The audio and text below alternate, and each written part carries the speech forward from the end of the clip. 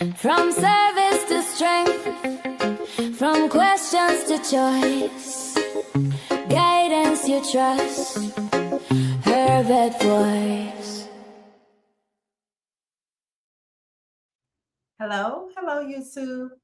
Welcome back to Her Vet Voice, where we help veterans become informed and empowered and prepare them to navigate all things VA while they are on the journey. If you are new here, consider subscribing and let's get into today's topic. Good evening, everyone. How are you? I hope that you had an amazing day. Of course, we are here with a Senate committee hearing. There are a few things that we are going to have to discuss tonight.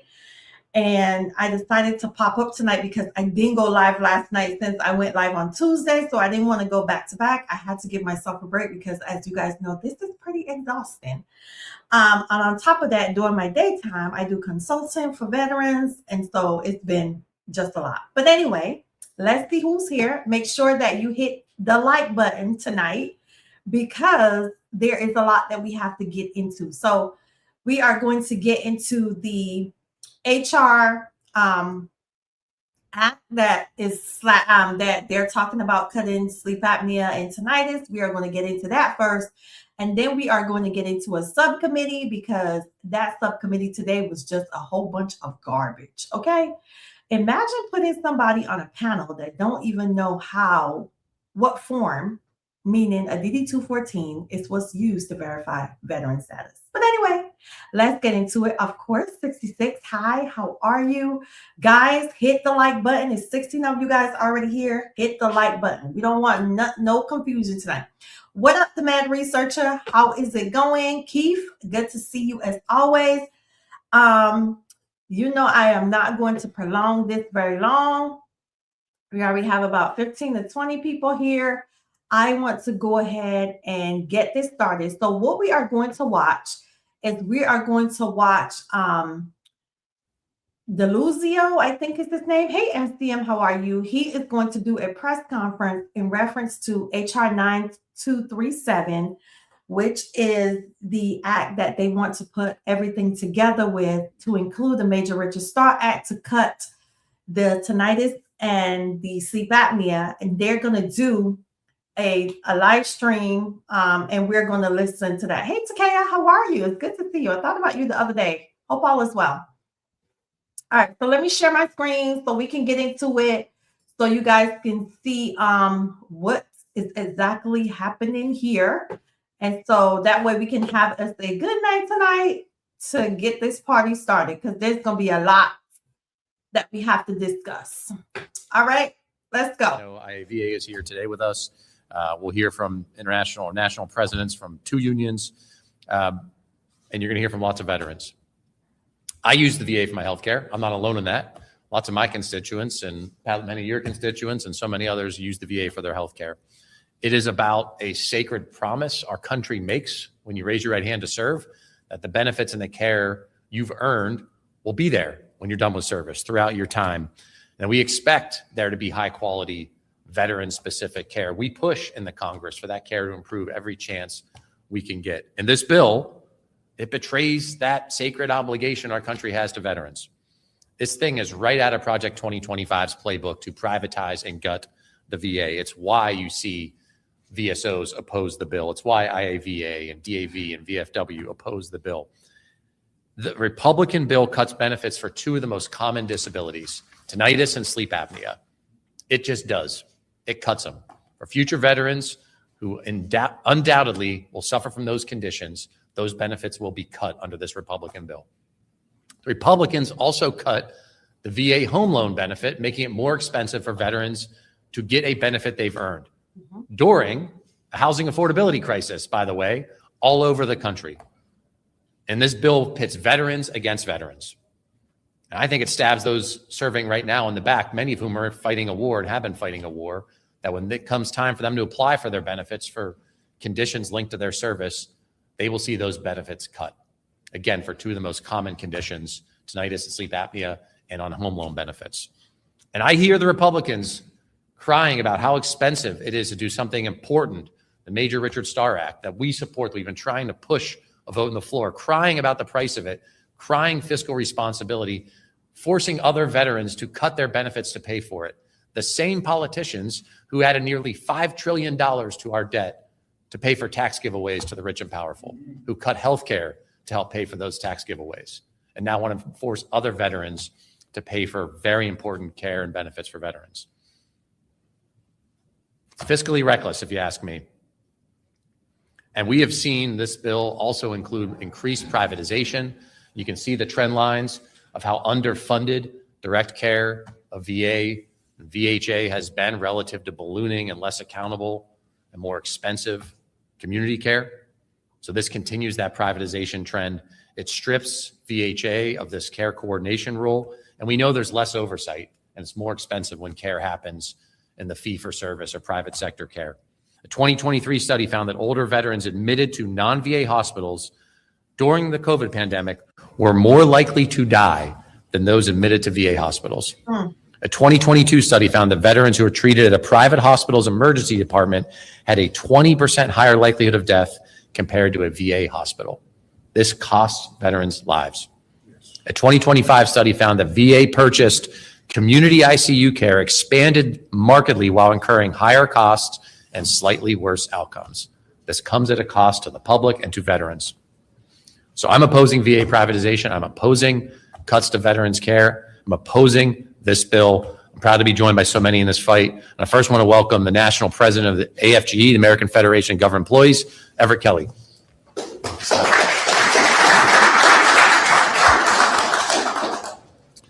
Well, good morning. Good morning. Okay, first of all, I want to thank Ranking Member Takano in his absence. They come right through the door right now. Representative DeLuzio and Ryan for their tireless work on behalf of federal workers, VA employees, and the veterans that they serve. As a proud veteran myself, I'm deeply grateful for leaders who understand that service must be matched with integrity. Well, let me be clear. A bill that calls itself Take Care of Americans Veteran Act ought to live up to its name. It ought to walk the walk. Instead, this bill should be called the Americans Veterans Beware Act.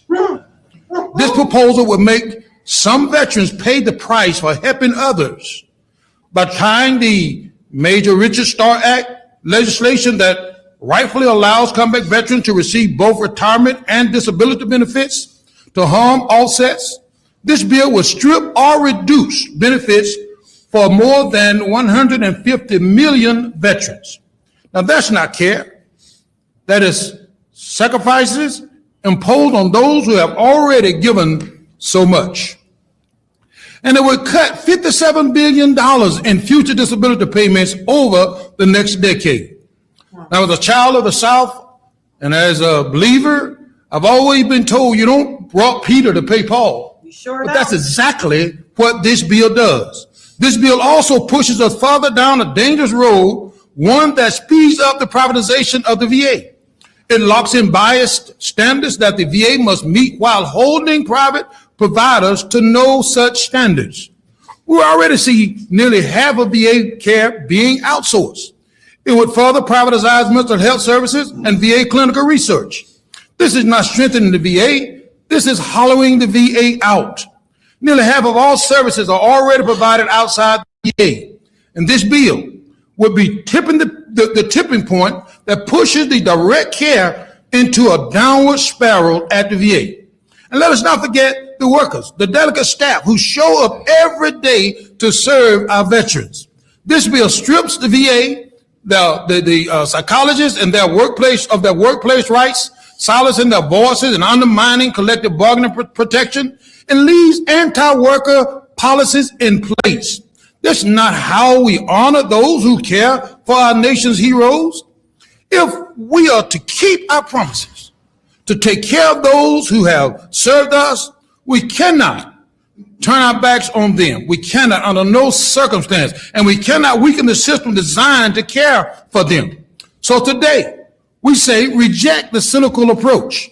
Pass the Major Richard Starr Act on its own. It can stand on its own. work in a bipartisan manner to strengthen the VA and empower its workforce to serve veterans the way that they serve us, with dignity, with fairness, and with honor. So thank you, and I urge all of you and everyone that hear our voice today to take appropriate actions to make sure that this travesty does not come to fruition. Thank you. Thank you, President Kelly. I want to bring up my co-chair of the Democratic Veterans Caucus, Army veteran from New York, Representative Pat Ryan.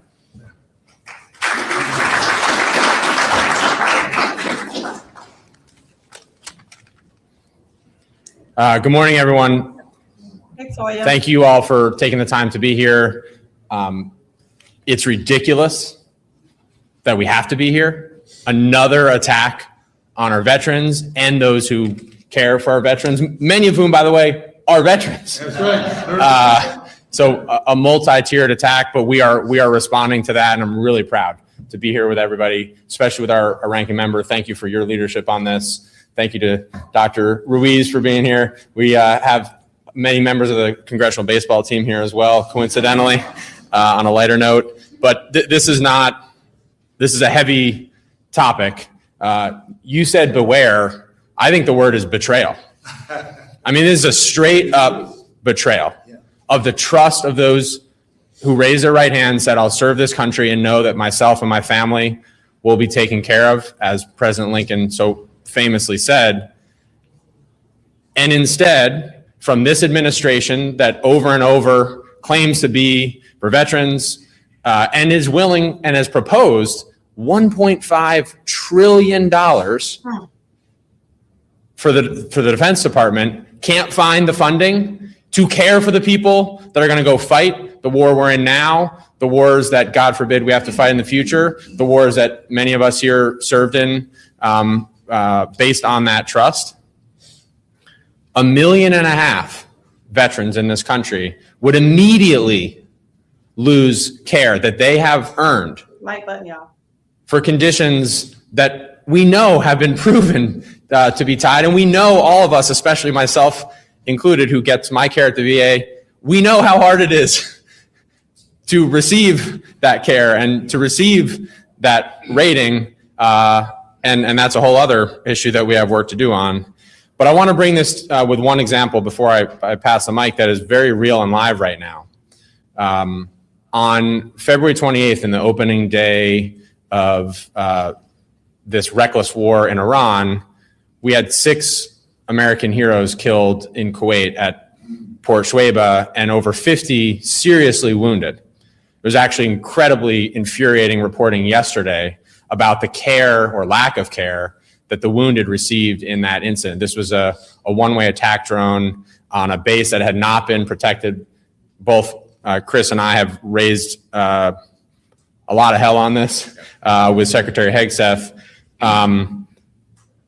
Drone attacks in particular we're seeing a massive skyrocketing of head and sort of top-down injuries, very much including hearing loss, tinnitus, and other new injuries that folks who fought in Iraq and Afghanistan haven't dealt with, just like, in prior iterations. Many of the worst injuries from that attack will certainly incur tinnitus and a lot of other care that is needed. And this bill, among many other harmful things it does, would rip care from those who were just recently wounded in a war we shouldn't be in, funded with our taxpayer dollars, while all of us pay at the pump, while this administration, again, claims to be for the people and specifically for veterans. So I think it's crystal clear, not at all partisan, as we've seen in the VFW, DAV, our union brothers and sisters, IAVA, so many people that have committed themselves to not being partisan, not being political, all saying this is wrong. The outpouring of letters that I've got from my constituents when they heard about this, rightly furious. So all we're asking here is stop this and block this bad bill. And all I want is a few of the Republicans that over and over claim to be for our veterans to sign the discharge petition. I know this is a process thing, but this really matters. We don't need them all. We just need a few. Particularly, I'd say my Republican veteran colleagues should step up to the plate here. We only need a few more signatures to force a vote on the Major Richard Starr Act. Bipartisan, non-controversial, life-changingly positive legislation that we're only a few votes away from. And this bill, among other things, is an attempt to try to kill that. So what we're saying here is if you care for veterans, as you say, sign that discharge petition, vote yes in a bipartisan manner on the Major Richard Starr Act, and that will be the beginning of actually caring for and properly serving our veterans. So thank you all again for being here. Do you want me to introduce? And now my honor to bring up Representative Dr. Raul Ruiz. Thank you for being here.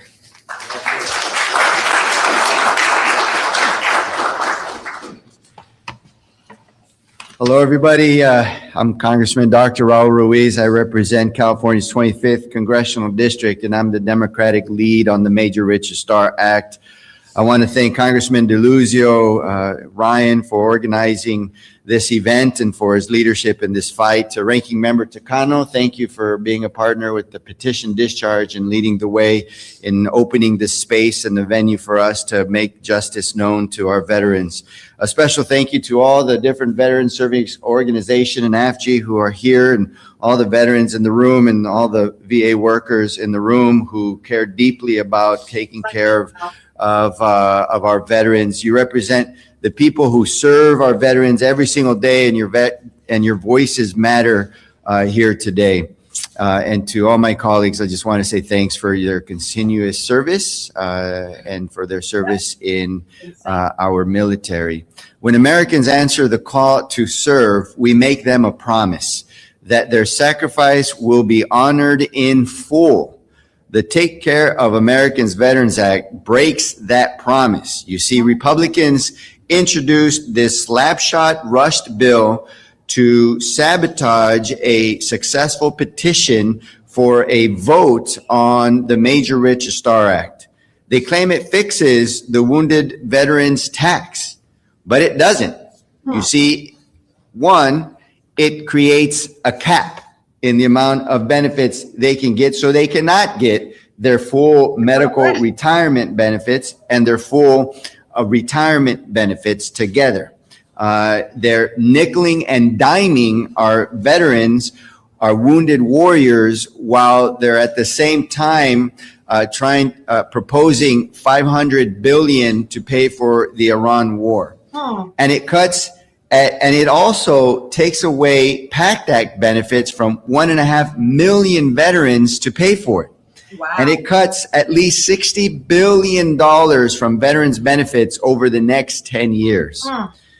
As a physician, I've sat with veterans with conditions such as tinnitus, a condition of constant ringing, loud ringing in the ears that causes hearing disturbances caused by a blast, exposure, gunfire that come with combat, and it doesn't go away. There's no cure. It is a permanent injury that many of these veterans will carry for the rest of their lives. The numbers. It eliminates the benefits to help treat and alleviate the harm caused by this disease. Sleep apnea is just as serious. You know, it's a condition where the body repeatedly stops breathing. Your oxygen level goes down. You stop breathing in the middle of the night for up to 10, 15 seconds. Sometimes you wake up, heart racing, sweating. It exacerbates PTSD. The injuries can play a role in it.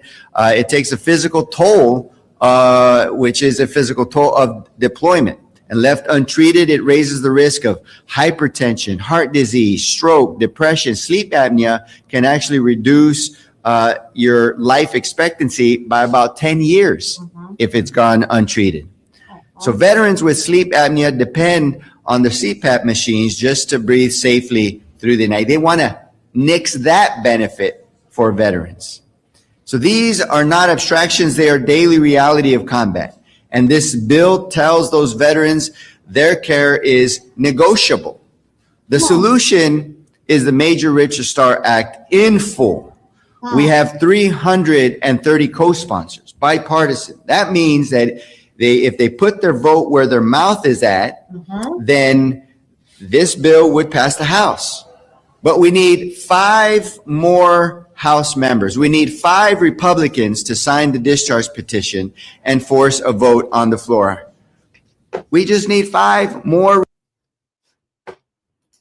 Y'all think they're going to get the 5 more votes from the Republicans? Y'all think that they're going to get these 5 more votes from the Republicans to bring this as a standalone thing before the Senate to get this approved? And then my question is to you guys, when it goes to the Senate, now, if the Senate knew anything about the package that it was in, do you think they're going to approve it as a standalone compared to it being in the package? What do you guys think? Let me know. For me, I want to say this. If these Republicans, and it's left or right, whatever the case may be, if they already know that if they approve this, it is going to be saving money, you think that they're going to go into their pot that they got to go pull out money if they can already save money? Okay, let's look at how they just took away the fact that if you, the whole housing thing with paying the funding fee for housing, okay, this is going to hurt us all the way around. If you are not paying attention, this is going to hurt us. Now, imagine you going out to war, okay? You going out to war, you done been seeing all types of stuff happen. Your ears is ringing. It's been ringing since you come back from war, and you can't even get 10% for that. 10% is $135. So you're going to be living with ringing in your ear for your entire life.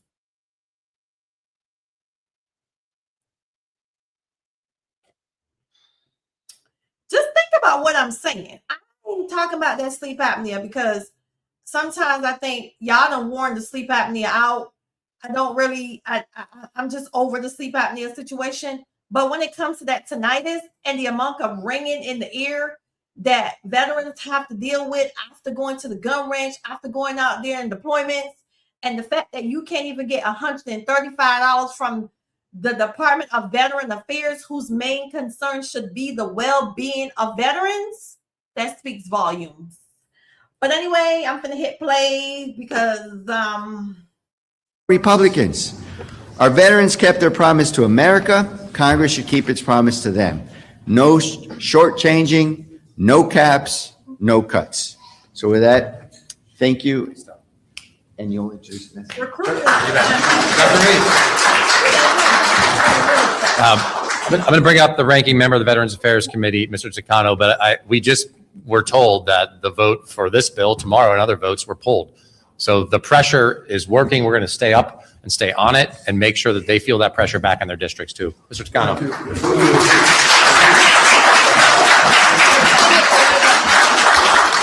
Well, thank you, Congressman DeLuzio. Thank you, Pat Ryan, Dr. Ruiz, Everett Kelly from AFGE. Give yourself an applause for yourself because, as Congressman DeLuzio said, votes were canceled tomorrow.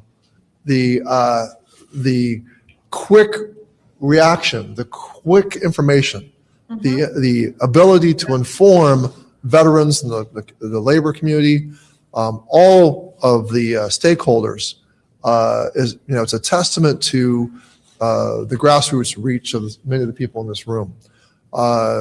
So votes have been canceled, but what we do need is for 5 more signatures on the discharge petition to bring the Major Richard Starr Act to the floor for a vote. That's what all of this drama is meant to avert and stop and to obfuscate. This Republican dysfunction has resulted in a delay. Let me just say this as well. They keep saying we need 5 more votes. Do you think that they're going to go ahead and give that a vote when they already know that they can go ahead and save money over there on the other side of the aisle? Do you think they're going to give it the vote? No. Y'all pay attention here. And when I get into the subcommittee hearing that's next, y'all gonna see what I'm talking about. They already got their minds made up, y'all. They got this. This thing was planned out. You cannot tell me that they did not come together and plan this. Now, I understand the fight, and I don't support it whatsoever. I do not support taking money away from veterans, and I'm going to say it loud because somebody sent me some raunchy email talking about you support it. How dare you? Don't send me no dumb emails, okay?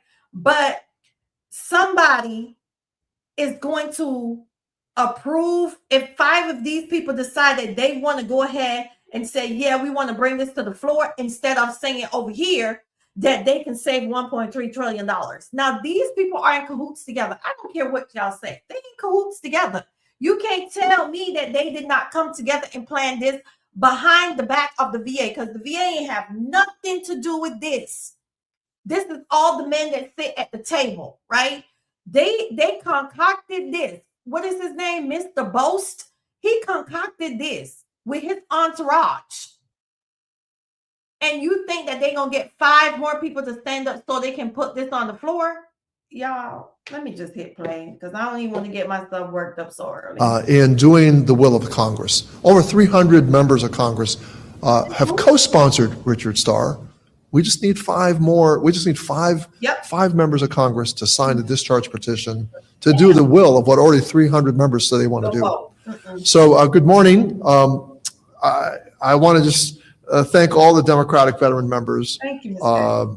The veterans and veteran service organizations who have joined us to discuss the terrible aspects of the Taking Care of America's Veterans Act, which I actually call the Taking Benefits Away from Veterans Act. This legislation would make the largest cut to veterans benefits in history. Now, Dr. Ruiz detailed the 2 benefits that would be cut for present. My chairman colleague. You know what? And this is just me. Why is you walking in front of the camera when you see that they recording this man? Where's the respect in the room?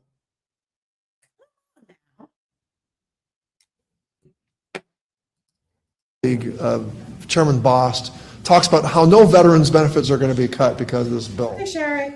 That's actually not quite true either, because retroactively those ratings couldn't be reconsidered. So he's not totally accurate there. And they in the rules debate and other discussions, Republicans have been fairly dismissive of sleep apnea, like kind of tossing it out as, oh, this is a benefit that we could cut, right? And Dr. Ruiz kind of, I think, through his detail as a physician, has shown why we can't, people shouldn't be too dismissive at all about these things. And to know that tinnitus is among the things that are going to happen when a drone drops a payload on a base in near Iran. And to say that every present person now serving in Iran in the environs is not going to be able to get tinnitus as a condition that counts towards a disability, to me, that's a great injustice. And that's the injustice that all the veterans that I see across the country feel deeply, that we cannot deny the present veterans and future veterans, or the present service members who are future veterans, this benefit. Let me say it once again, this legislation would make the largest cut to veterans benefits in history. Veterans benefits should not be looked at as offsets. When service members take their oath to protect and defend our country, we thank them with a promise to take care of them when they take off their uniform. We should never consider breaking that promise to one generation of veterans to pay for the benefits of another. Should never. I reject Chairman Boss's claim that taking benefits from America's Taking Benefits from America's Veterans Act is the only way to get the Major Richard Starr Act signed into law. My Democratic colleagues and I, as well as veteran advocacy groups, have suggested countless other ways to get this done without robbing veterans. Their real motivation is to take poison pill provisions that they know don't have bipartisan support and try to tie them to bills that veterans and their families need. And I want those bills that veteran families need, I want those to get done as well.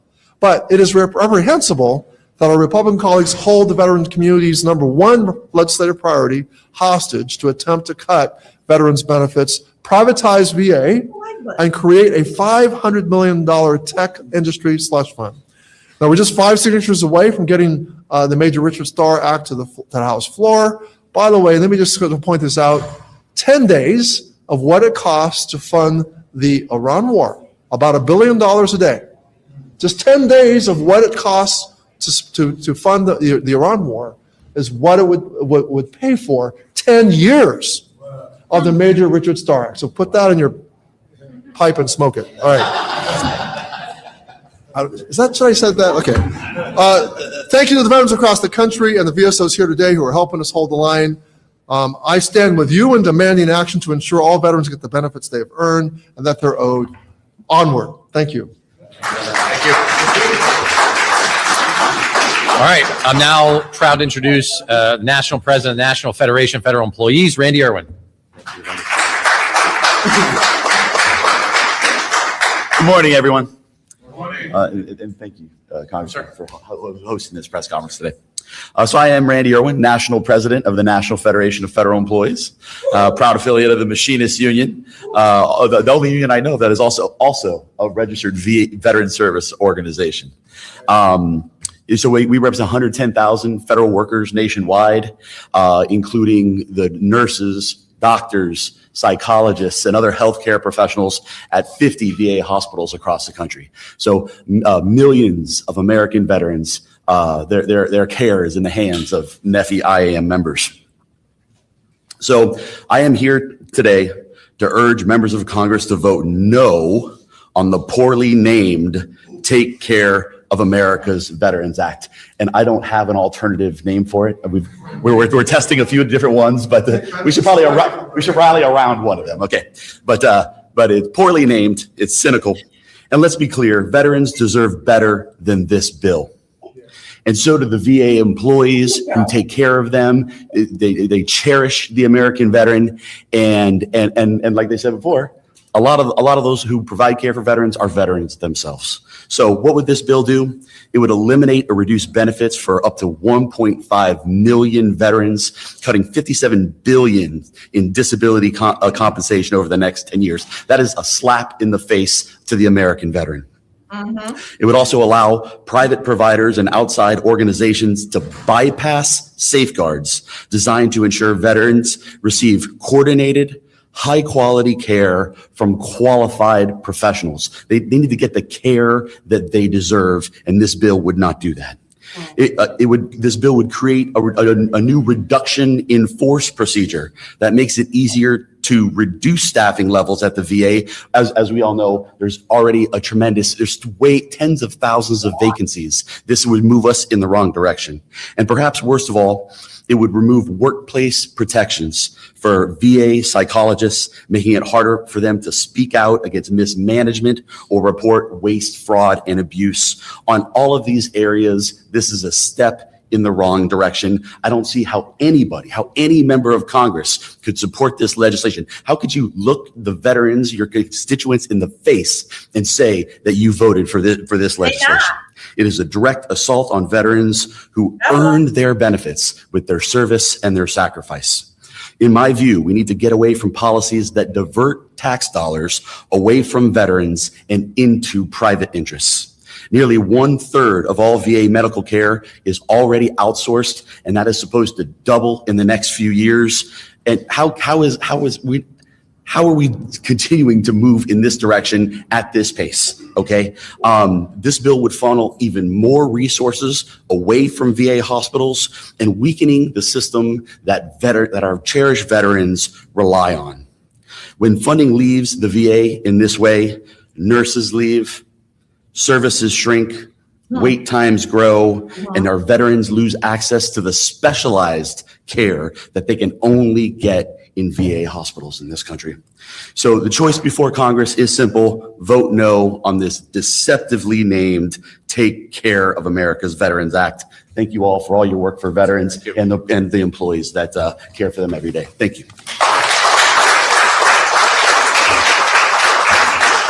All right. Proud to be joined by another veteran, a member of our Democratic Veterans Caucus from California, Representative Gil Cisneros.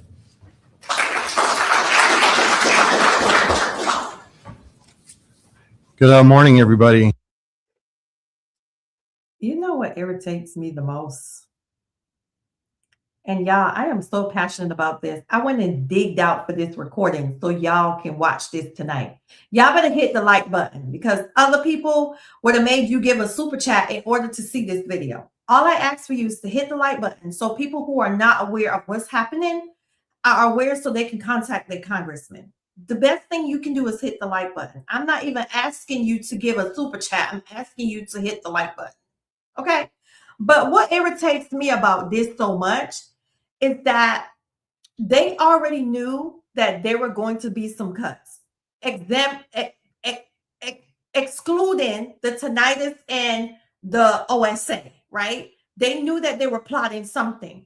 Why did you wait until the last day to want to gather together like we about to go collect the offering that Dougie had from Easter to do this now? When all you had to do was the moment that they had the hearing, gather together like this and sound the alarm, and you probably would have had the 5 more people that you needed to get the Major Richard Starr Act, or it could have already been passed. Who knows?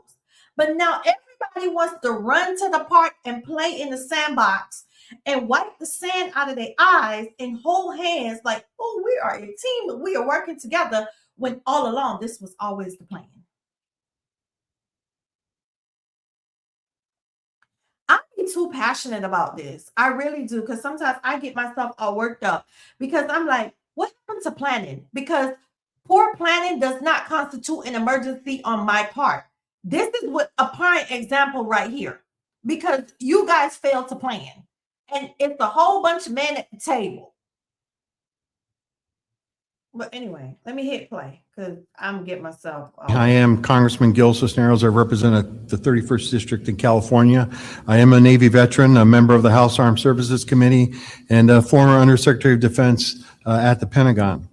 I stand here with my Democratic colleagues to express my extreme opposition and concern over legislation that hurts our nation's veterans. The so-called Take Care of America Veterans Act does nothing of the sort. In fact, it completely leaves our veterans behind. It would constitute the largest cut to veterans benefits in a generation, all because House Republicans want to accelerate the privatization of veterans' health care, cut veterans' disability pay, and triple the fees for veterans facing housing insecurity. They don't care about our veterans. They only care about making themselves look good this election year. Naming a bill that cuts the benefits that the Taking Care of Veterans Act is beyond shameful. My colleagues and I have established a clear bipartisan path forward that would expand veterans' benefits, not cut them, but House Republicans are refusing to engage. Instead, they're playing political games. By pushing through this shameful bill, they're not only harming our veterans, they're also completely ignoring the overwhelming support behind passing the standalone Major Richard Starr Act. I'm proud to support the ranking member Takano's discharge petition, which would pass the Major Richard Starr Act without any cuts to critical VA programs and benefits. When Republicans are ready to come to the table for serious negotiations, they can let us know. And that, thank you very much. All right, now welcome up Jess Finucane from Iraq and Afghanistan, Veterans of America. Jess. Good morning. I feel so short. I am so short. Let me start by making something clear. IAVA supports the Love Lives On Act. IAVA supports increasing dependency and indemnity compensation for surviving spouses. And IAVA definitely supports the Major Richard Starr Act. We support many of the individual bills included in the package. Unfortunately, those meaningful improvements are being hijacked by being rolled into a package of over 60 bills that are suddenly being rushed through Congress, or was.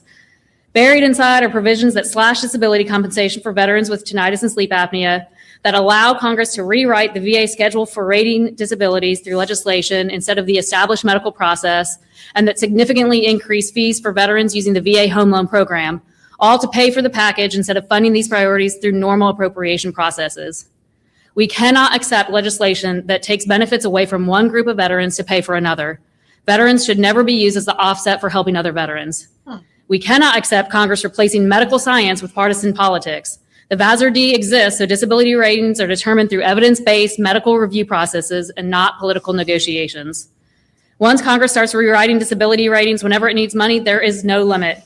Today, it's just tinnitus and sleep apnea. Tomorrow, will it be PTSD? Will Congress decide taking care of veterans suffering from long-term effects of toxic exposures suddenly isn't worth the price tag? We cannot accept that the idea that veterans are somehow the only acceptable offset. Chairman Boss said earlier this week, fake money doesn't exist. I agree, but hundreds of millions of dollars are going to a new White House ballroom. Millions, who knows how many, are used to repair a reflecting pool that wasn't broken. And Congress just approved the Department of Defense budget exceeding $1 trillion because those were deemed national priorities. Yet when it comes to keeping promises already made to our veterans, suddenly we're told there's no choice but to pay for it by cutting other veterans' benefits. Congress has shown time and again that when something truly is a national priority, there is a way to fund it.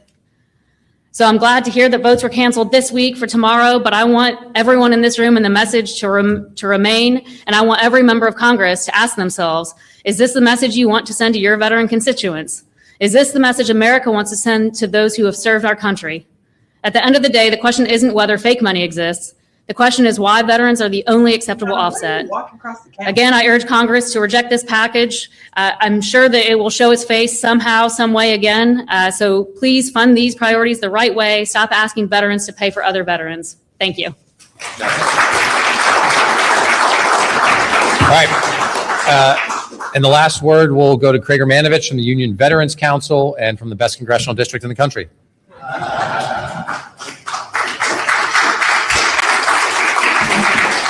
Thank you, ladies and gentlemen. Yes, it is true. I do reside in Congressman DeLuzio's congressional district. I would like to thank every representative up here for being the tip of the spear on this issue, my fellow siblings in organized labor and veteran friends. I am the executive director of the Union Veterans Council. And before I had that position, I wore the uniform of this country in the United States Army. When I raised the right hand and took that oath, I signed a contract with this nation, and that contract said, I will protect you. And when I'm done, you're going to take care of me. And I live with that contract every single day. And I'm going to get a little personal here, okay? I feel it's important to share this. I'm service-connected disabled veteran. I have tinnitus. I have severe tinnitus, constant ringing in my ears. It is ringing right now. It deprives me of my sleep. It causes anxiety. It causes depression. It causes issues in my family. These are the hard truths of something I live with every single day of my life, that my family has to deal with every single day of my life. Those are all secondary issues to tinnitus. And if that ruling, if this goes through and you can no longer claim tinnitus, now you have to fight for those secondary conditions on their own merits, making it much harder to get compensation and care, okay? It's not just about the money, it's about the care in a publicly funded, unionized veteran facility. Washington loves a good title. This bill wraps itself in the American flag and promises long overdue expansions like the Major Richard Starr Act. We want those expansions. Our veterans have earned them. But Washington is trying to pay for those expansions, as everybody else here has said, by balancing the budget on the backs of future disabled veterans, many of whom are going to come home just like me with tinnitus. Many are going to come home with sleep apnea that has a direct and detrimental impact, as the great doctor said, on their quality of life also. They want to send future veterans the invoice for expanding benefits today. This is a betrayal of the basic military contract. And it gets worse. As a labor council, we know the excellent care requires an excellent workforce. But buried in this 554-page bill is a direct partisan assault on organized labor inside the VA. Yep. This legislation strips away critical workplace protections, just my great union siblings have said before.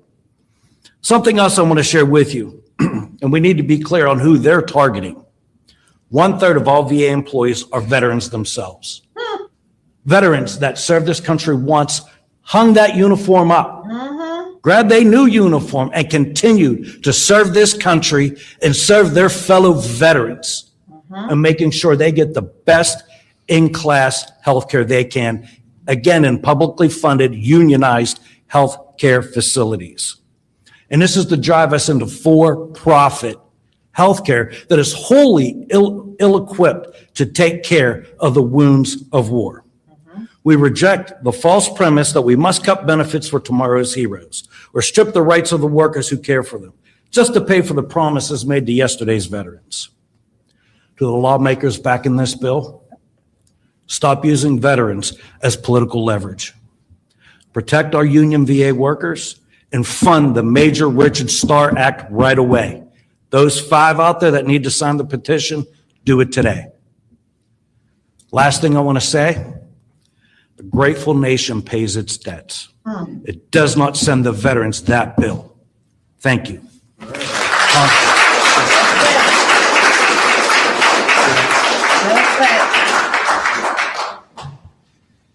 Thank you. And now we'll open it up for questions. Yeah, we are extremely political. I know that just brought up, I brought up a couple of the other provisions. I don't know why they don't give the people a microphone, because you can't hear look at nothing they ask. Richard Starr Act, I know you talked about those benefits in the past, but is there any effort to find a way to get breakthrough on some of those as well and pair this and take away some of the concerns that you're pitting one group against? Yeah, and you're right, as IAVA said, those are important bipartisan supported provisions that I don't think veterans should be asked to pay for. Right, but yeah. So I'm open to working with the Republicans to pass Major Richard Starr Act, to pass compensation for surviving spouses and others. We should do that. It should not come on the back of cutting benefits for future veterans. It should not come on the back of taking away home loan benefits for veterans. I make this point, I want to make it again. To hear the how will we pay for it fiscal responsibility argument from the Republican majority that just added nearly $5 trillion to our debt to funnel tax giveaways to the ultra rich while starting a war that's going to cost us $100+ billion, that falls on deaf ears for me. And so to ask veterans to cut their benefits to pay for other veterans' benefits is ridiculous. I reject it out of hand. Anyone else? Any other questions? All right. Okay. Thanks, everybody. Oh, that was quick. Okay. So, guys, I want YouTube to cut my thing. So you heard that. Now let's get into this subcommittee hearing for you to hear some more foolishness, because imagine you on a panel talking about veterans and you don't know that a veteran needs a DD-214. Y'all, I was 38 hot today. Okay. At this committee hearing right here that we about to watch, y'all gonna be mad too, but hit the like button. Hit the like button. Because I got to go putting all this together for you guys. Just hit the like button. Let's get to at least 60 likes. Let's get there.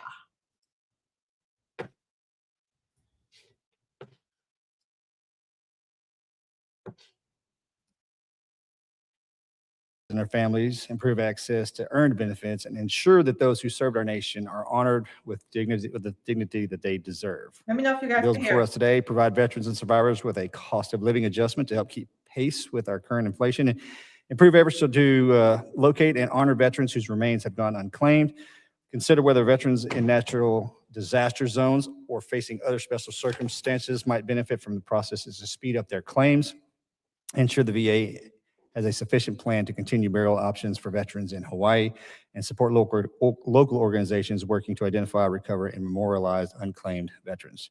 The bills before us today seem very different, but they are all rooted in the same principles. When an American serves this country, our nation makes a promise to them. Today's bills are about keeping that promise. H.R. 8552, the Veterans Compensation Cost of Living Adjustment Act of 2026, would ensure that veterans and survivors receiving certain VA benefits get the same annual adjustments provided to Social Security beneficiaries. And for many families, these benefits help cover everyday necessities. Congress has a responsibility to ensure that the value of these earned benefits align with a veteran's financial needs. And I'm proud to lead this bill with my good friend and ranking member, Mr. McGarvey. There are two other bills I would like to highlight from Representative Valadeo and Congressman Nunn: the Locating Our Unclaimed Veterans Act and the Unclaimed Veterans Legacy Grant Program. Sir, thank you for joining us today. Both bills aim to tackle an important issue: unclaimed veterans' remains. When a veteran passes away with no next of kin to make final arrangements, their remains are classified as unclaimed. This designation leaves heroes without the recognition they earned through their service. Representative Nunn's bill would create a new grant program to support organizations participating in these efforts, strengthen efforts to identify those veterans, and ensure a dignified burial is received. Authorized for the next 2 years, this program would draw upon the funds from an existing grant program dedicated to organizations who work to memorialize our veterans. The VA would pilot this program, measures its success, and create a future informed request for any additional resources. And alternatively, Representative Valadeo's bill would help tackle the issues from a secondary avenue. This legislation would require the VA to set up a formal system to receive requests from funeral homes, state governments, and coroners who suspect an individual in their care is a veteran. It would also require VA to develop partnerships with the FBI, the Social Security Administration, and the Department of War to leverage their data when identifying whether an unclaimed person is actually a veteran. Above all else, no veteran should ever be forgotten. These proposals would support our efforts to ensure that no veteran service is lost to time or circumstances. I would also like to mention Representative Self's bill on our agenda today.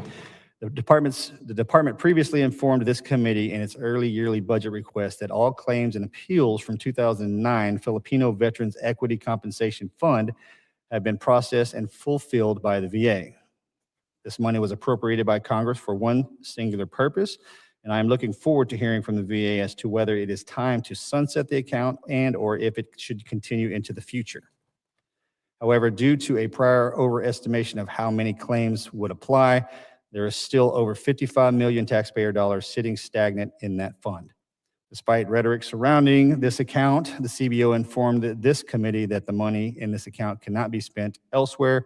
The Treasury already assumes that all claims and appeals have been paid out to the eligible recipients. That $55 million is the total money left that can be borrowed if more claims are filed, but it is simply not money sitting in a room at the VA. Simply put, this bill helps the VA clean up what they need to and address their books. I want to thank the members who introduced these bills and witnesses who have joined us today. I look forward to hearing their perspectives and discussing how these proposals can better serve veterans, survivors, and their families. I now yield to the ranking member McGarvey for his opening statement. Thank you, Mr. Chairman. Good afternoon. Appreciate everybody being here and for holding this important hearing. You mentioned a lot of the bills. Appreciate the bipartisan nature of this hearing as well. Would like to highlight two of the bills we've got from my colleagues on the Democratic side of the aisle today. We have Representative Case from Hawaii, having his Hawaii National Cemetery Act, something long overdue, and Representative Panetta's Provide Act. I'm looking forward to hearing about these bills and exactly how they're going to benefit our veterans and survivors. As you know, Mr. Chairman, the goal of this committee, the goal of the committee as the whole, is always to honor the men and women who are willing to put on a uniform and serve us, who are willing to quite literally sacrifice everything for our freedom and our safety. There are two bills that are up today I do have some concerns with, not with the intent of the bills, but with some of the execution and how the bills actually go forward. The first is H.R. 9321, the Unclaimed Veterans Legacy Program, or VLP Act. Again, the intent of this bill is great. It is to expand the VLGP program to assist with locating and identifying unclaimed veteran remains, something very important for those who have paid the ultimate price. But it also has a clause that says no funds can be provided to the program for that purpose.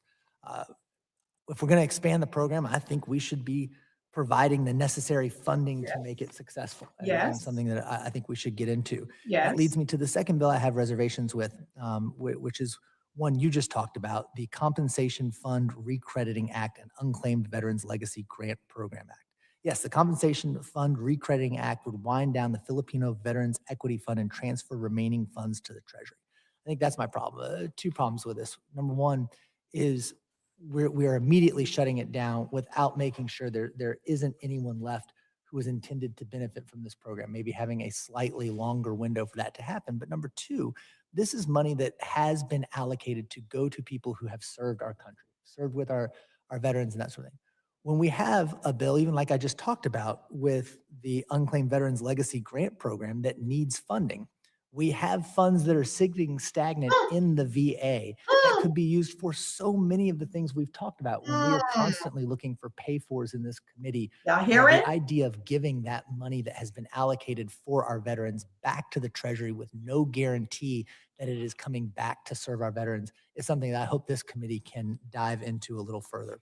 So, Mr. Chairman, I think we agree that our veteran families need support, that they need to afford the rising cost of living in this country.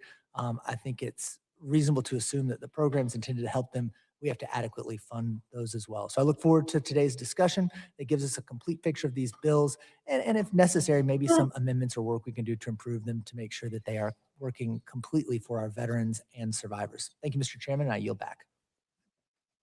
Thank you, Mr. McGarvey, and I am absolutely always open to our debates that we have. I know we can absolutely meet where we need to take care of our veterans. We have a full agenda this afternoon, so I will ask members to keep their remarks to approximately 3 minutes so that we can hear from all of our witnesses. And today we are joined by several of our colleagues who have introduced and are leading legislation before us. I want to thank each of them for their work on behalf of our nation's veterans, survivors, and military families. And Mr. Case, again, apologies. Thank you for coming and sitting in with us today. Yeah. In accordance with the committee rules, I ask unanimous consent that the following members be permitted to participate in today's subcommittee hearings: Representative Case from Hawaii and Representative Nunn from Iowa. Without objection, so ordered. Wait, let me ask y'all something. Do Latrell look like he just woke up and went straight to the hearing today? Do he look like it? Because what is going on here? Presentation is everything, okay? What is going on here? Why do he look like this? It looked like he just woke up this morning and decided we're going to have this hearing, and this is how I'm going to look. Anyway. It is our practice, and we will forego a round of questioning for each member. Any questions may be submitted for the record. And Mr. Representative Bergman, you are recognized for 3 minutes, sir, to speak on HR 9006. Thank you, Mr. Chairman. Hey, am I looking at both catchers? What happened? Am I looking at both catchers? Yes, sir. Yes, you are. Yes, you are. Yeah, absolutely. You know, I can see there's going to be no pass balls in this. Go in ahead this and committee. comment on how amazing we Okay. we are. I don't want my time to start. But, you know, Hey, I'll give you 5 minutes. You go ahead. And All right. a little bit. Okay.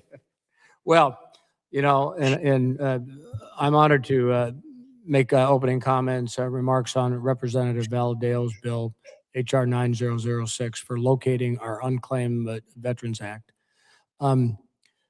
This does not create any funding lines. It simply directs the VA to establish a centralized portal for the storage of information with respect to the unclaimed remains of veterans. Currently, there's no single centralized program that does this. What the bill is seeking to, this is what the bill is seeking to address. It's just an unintended gap. Decentralized handling across 3 VA administrations. The National Cemetery Administration handles the actual burial benefits side. The Veterans Benefits Administration, each VA regional office has an indigent veterans and unclaimed remains outreach coordinator who handles outreach and benefit determinations at the local level. And finally, the Veterans Health Administration. If a veteran dies while under the care of the Veterans Health Administration, the closest VA healthcare facility arranges proper burial. This bill just kind of closes the loop. There's nothing controversial, no added funds. Just let's get it right by creating that IT system, if you will, that connects all the dots. And with that, Mr. Chairman, I yield back.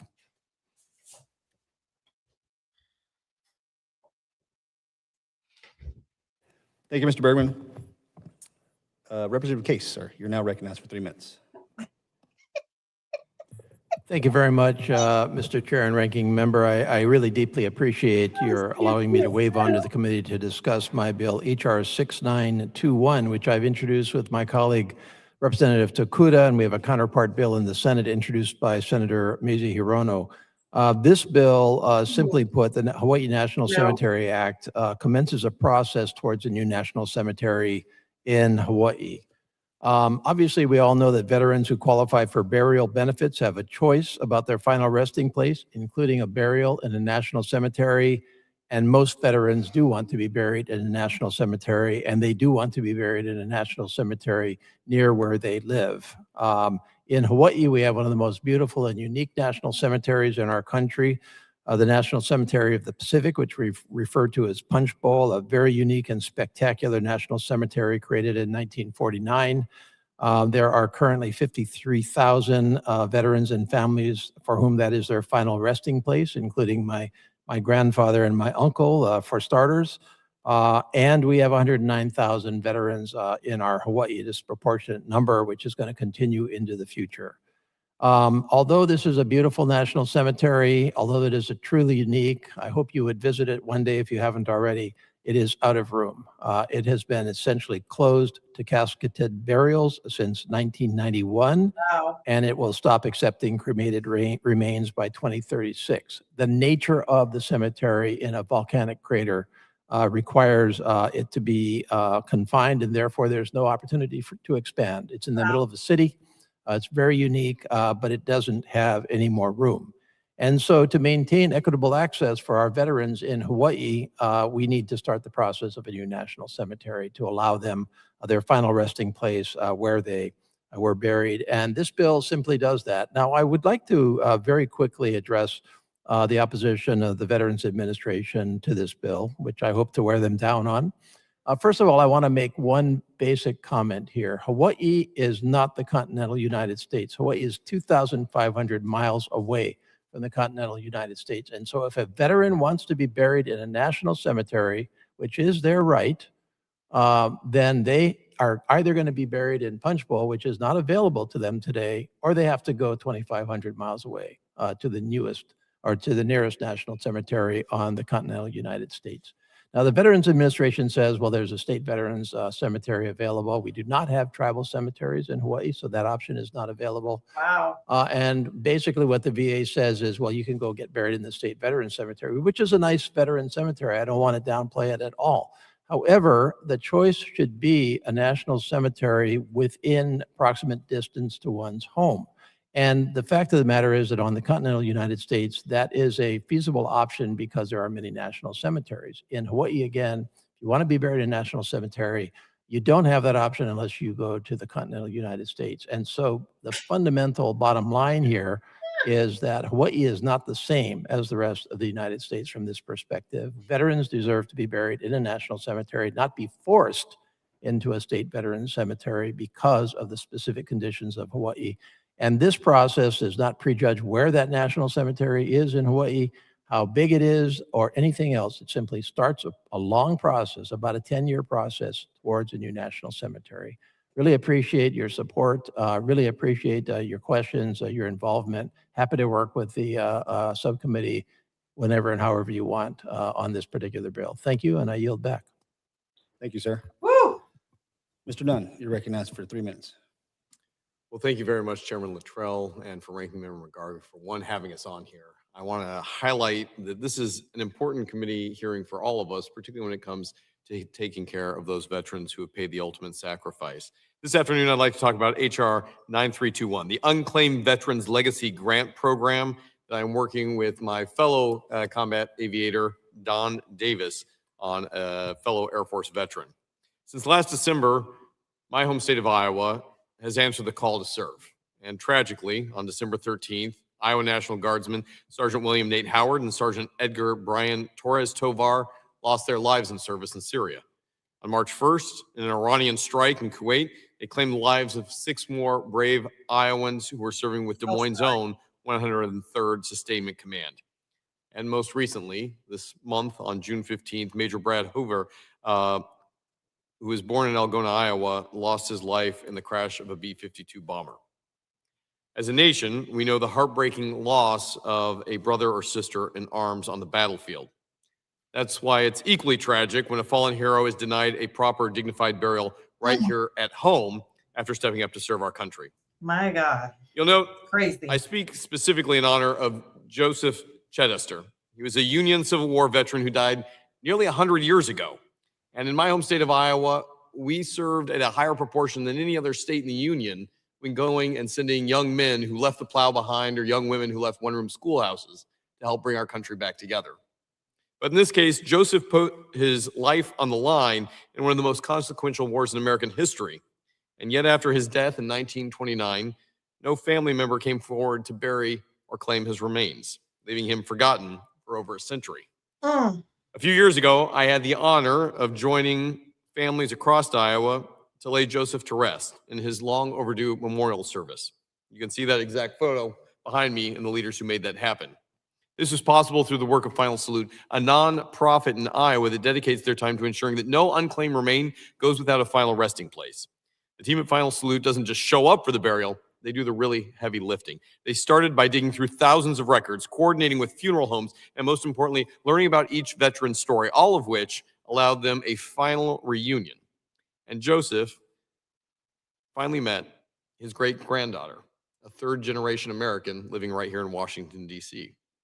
Since 2018, the Final Salute has stepped up to secure dignified burials like this for more than 100 veterans and their spouses, right in my home state of Iowa alone. And I'm so proud to join leaders like Lene Sover from Iowa, who's helped lead this with the National Funeral Directors Association.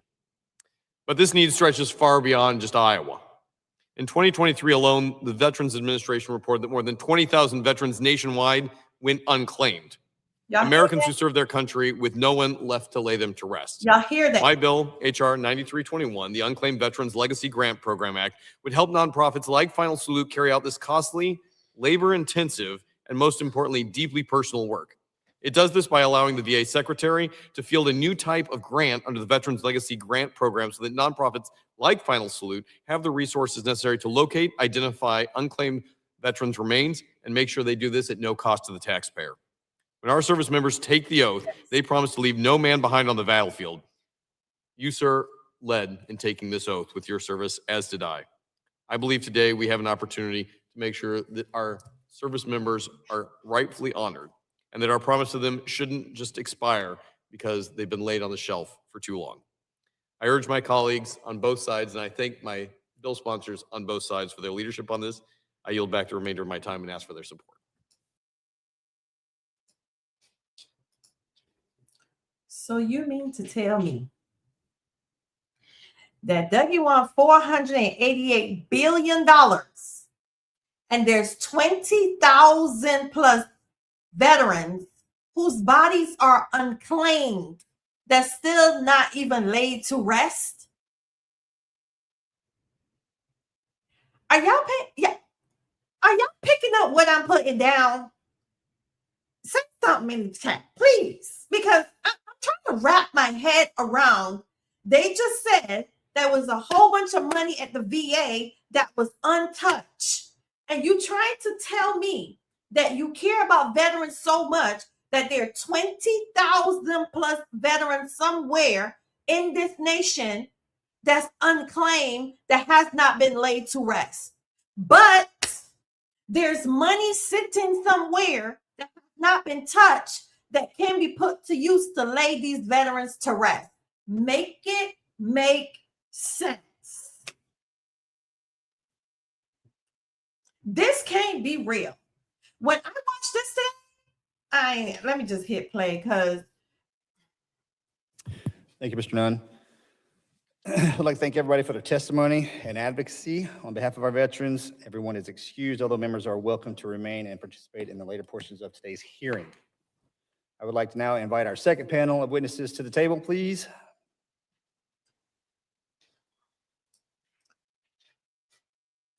So this panel don't get no questions? They don't get no questions.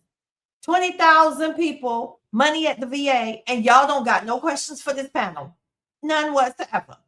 These are the people that's making the decision to cut the tinnitus the OSA to make the changes to mental health. These are the people right here.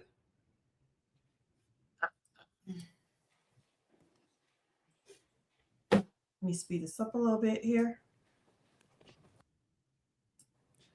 Do you solemnly swear that the testimony you're about to provide is the truth, the whole truth, and nothing but the truth, so help you God? Thank you. Let the record reflect that all witnesses answered in the affirmative. Mr. Lau, you're now recognized for 5 minutes to present your testimony. Well, thank you, Chairman Luttrell, Ranking Member McGarvey, and distinguished members of the subcommittee. On behalf of National Commander Dan K. Wiley and more than 1.5 million dues-paying members of the American Legion, thank you for the opportunity to appear today. For over 107 years, the American Legion has been guided by voices of veterans from all posts to shape a resolution-based approach that reflects the lived experience of those who have served. The legislation before us today reflects core commitments, protecting the integrity of earned disability compensation against inflation, ensuring efficient claims process for those in need, and honoring every veteran with dignity in life and death. The American Legion supports the majority of these measures because they directly or indirectly advance the priorities set by our membership. We strongly support H.R.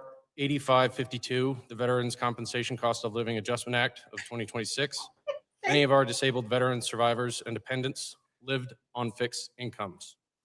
Allowing their compensation to keep pace with inflation and rising costs is simply the right thing to do. Listen, y'all. We take no position on H.R. 8767, the Compensation Fund Recrediting Act, as its provisions fall outside the scope of established resolutions. That said, we urge the committee to ensure that no veteran who has earned these benefits is left uncompensated. We fully support H.R. 9006, the Locating Our Unclaimed Veterans Act. Identifying, returning home, and providing dignified burial for unclaimed veterans remains a top priority for the American Legion. We welcome efforts to improve efficiency through better information sharing across VA and other agencies. We support the concept of a centralized tracking portal, but we ask you to work with VA to improve the bill's implementation if passed, particularly clarifying necessary interagency agreements, IT feasibility, timeliness, and funding. The American Legion supports, with amendments, H.R. 6588, the Priority Response for Veterans Impacted by Disasters and Emergencies Act. At the post level, we have seen firsthand how disasters devastate veterans, especially when they must relocate or lose critical documents. Giving priority processing to affected claims is meaningful improvement. However, the eligibility language should be broad enough to avoid unintentionally excluding other groups of veterans. We also urge consideration of how VA or third-party contractors can conduct disability examinations in or near disaster zones. Finally, we remain concerned that expediting a claim could compound harm if the outcome reduces a veteran's rating. We support H.R. 6921, the Hawaiʻi National Cemetery Act.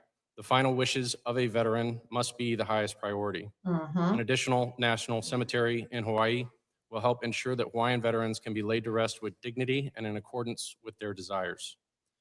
We also support the discussion draft establishing the Unclaimed Veterans Legacy Grant Program. For years, American Legion posts and volunteers have helped perform this sacred work largely through donations and personal resolve.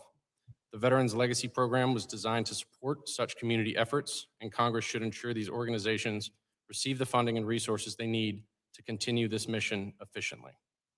Our full written testimony has been submitted for the record. The American Legion stands ready to work with the committee, VA, and our fellow stakeholders to refine these proposals so they deliver the strongest possible outcomes for veterans and families who rely on VA every day. I want to thank both of you for your leadership and for this opportunity to testify. I look forward to your questions. How much money did they say they get? Well, they have, who support them? 1.something million. And you sitting up there with these unclaimed bodies as well, veterans, and what have you done to help? Because in the letter, ain't say that you helped nothing. What are you talking about? Mr. Lie hat is dipping in the middle. Yeah, like what have you done to help the process? Yeah, man, please. Thank you, Mr. Lyle. Your testimony has been entered into the record. Ms. Witter, you're now recognized for 5 minutes.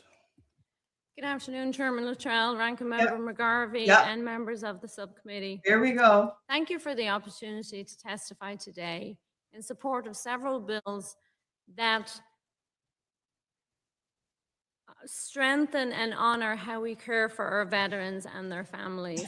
I'm Leslie Witter, Senior Vice President of Advocacy at the National Funeral Directors Association, representing nearly 20,000 funeral directors and embalmers who see firsthand how public policy affects veterans and their families. Because we work with families, directly with families, we see where systems work and where more coordination is needed. Today, I will focus on NFDA's support for 3 bills: the Locating Our Unclaimed Veterans Act, the Hawaiʻi National Cemetery Act, and the Unclaimed Veterans Legacy Grant Program. Together, these bills advance a common principle. No veteran should be forgotten, no family should be denied earned access to benefits, and every veteran deserves a dignified resting place. Mr. Chairman, NFDA strongly supports HR 9006, the Locating Our Unclaimed Veterans Act. When a veteran's remains go unclaimed or unidentified, funeral directors are often amongst the first to engage. The challenge is not effort. The challenge is the lack of a coordinated system to connect information across agencies to help locate next of kin.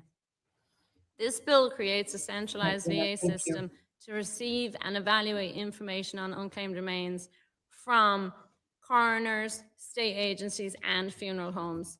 That coordination reflects how these cases occur in practice and speeds up the ability to identify veterans and notify their families. And for families, time matters. It determines whether they can participate in final arrangements and honor their loved one's service. So NFDA strongly supports this legislation and urges its passage. NFDA also supports HR 6291, the Hawaiʻi National Cemetery Act. For families, burial access is not an abstract policy issue. It directly shapes decisions during grief. In Hawaii, limited cemetery access and travel burdens can make it difficult for families to actually use the earned benefit. Our 2024 survey found that more than 80% of funeral professionals report families have to pay additional transportation costs beyond the VA burial benefit. And nearly half report that the distance has prevented burial in veteran cemeteries. So these are meaningful barriers that can determine whether a veteran receives burial in a national cemetery at all.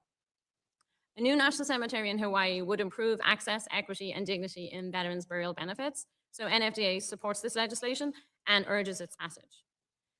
NFDA also supports HR 9221, the Unclaimed Veterans Legacy Grant Program Act. Across the country, funeral directors and community partners donate time and resources to ensure unclaimed veterans receive dignified final arrangements. Our 2024 survey shows more than 40% of funeral homes have provided services for unclaimed veterans in the last 5 years. This legislation strengthens VA support for organizations doing this work by allowing grant funding to assist in locating and identifying unclaimed veterans. Together, these bills reaffirm a simple promise: no veteran's service will be forgotten, and no veteran sacrifice will go unrecognized. NFDA respectfully urges the subcommittee to advance all 3 bills to the full committee and recommends favorable consideration by the House. On behalf of funeral directors across the country, thank you for the opportunity to testify today. I welcome any questions from the subcommittee. Ms. Witter's testimony will be entered into the record. Ms. Witter, how many have you been, let's see, the best way to answer this question, as far as building out a national cemetery in Hawaii? I lived in Hawaii for a while. I know how patriotic they are, not only for the United States, but for where they're from. I can only imagine the challenges of, have you been involved in the creation of this national cemetery in any way inside the United States? Mr. Chairman, that's a great question. I have not. Luckily, that falls outside of my purview. That would be the VA. I was curious if any organizations, Mr. Wall, you can jump in on this one too, have had conversations while this has been pushed. Sir, not that I personally have not, and I am not aware of any conversations, but I can take that for the record and get back with you on any conversations. I know we have been involved with the VA and creation of national cemeteries before, but for this one, I'm not aware that we've had that conversation. Do either one of your organizations, I'm going to combine two, as far as the remains of a veterans that we have identified, do either one of your organizations move by with and through the VA to have them moved to their final resting place? Correct. Great question. Yes, so NFDA works very closely with the VA, and we actually have access. So anytime we have unclaimed remains, we have a special line we can call. We work directly with NCA on locating those veterans and then working through the process. We have, of our 20,000 members, a lot of those members will have funerals in local funerals for unclaimed remains, or they'll get together in some of our state associations. We'll bring a lot of veterans from around the state, and they'll have ceremonies.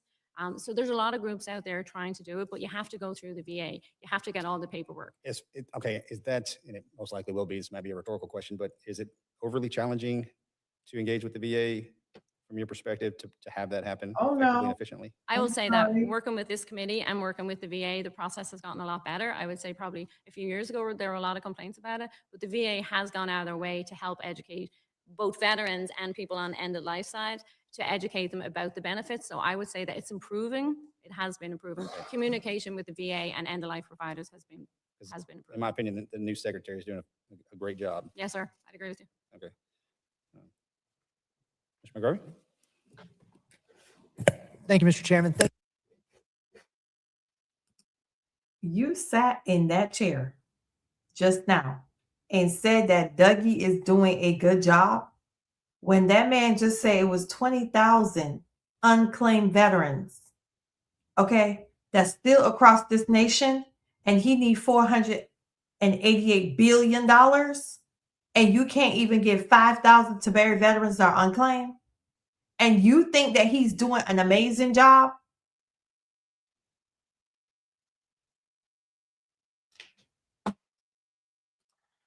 Thank you all for being here today. Mr. Lyle, I want to start with you. First of all, thank you for your continued service. We appreciate you being here. I want to go to something I was looking at in your written testimony just now.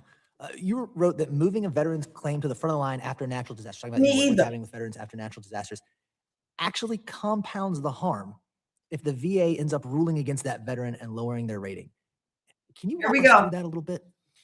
Well, thank you for the question, sir. I think the possibility of a veteran in a natural disaster area. I was in Texas last year after the floods in Kerrville, the Palisades. You know, if a veteran who is already rated has another claim that they submit to the VA, and a separate claim that is already awarded is revisited and potentially lowered as a result of the context of the situation that they're in.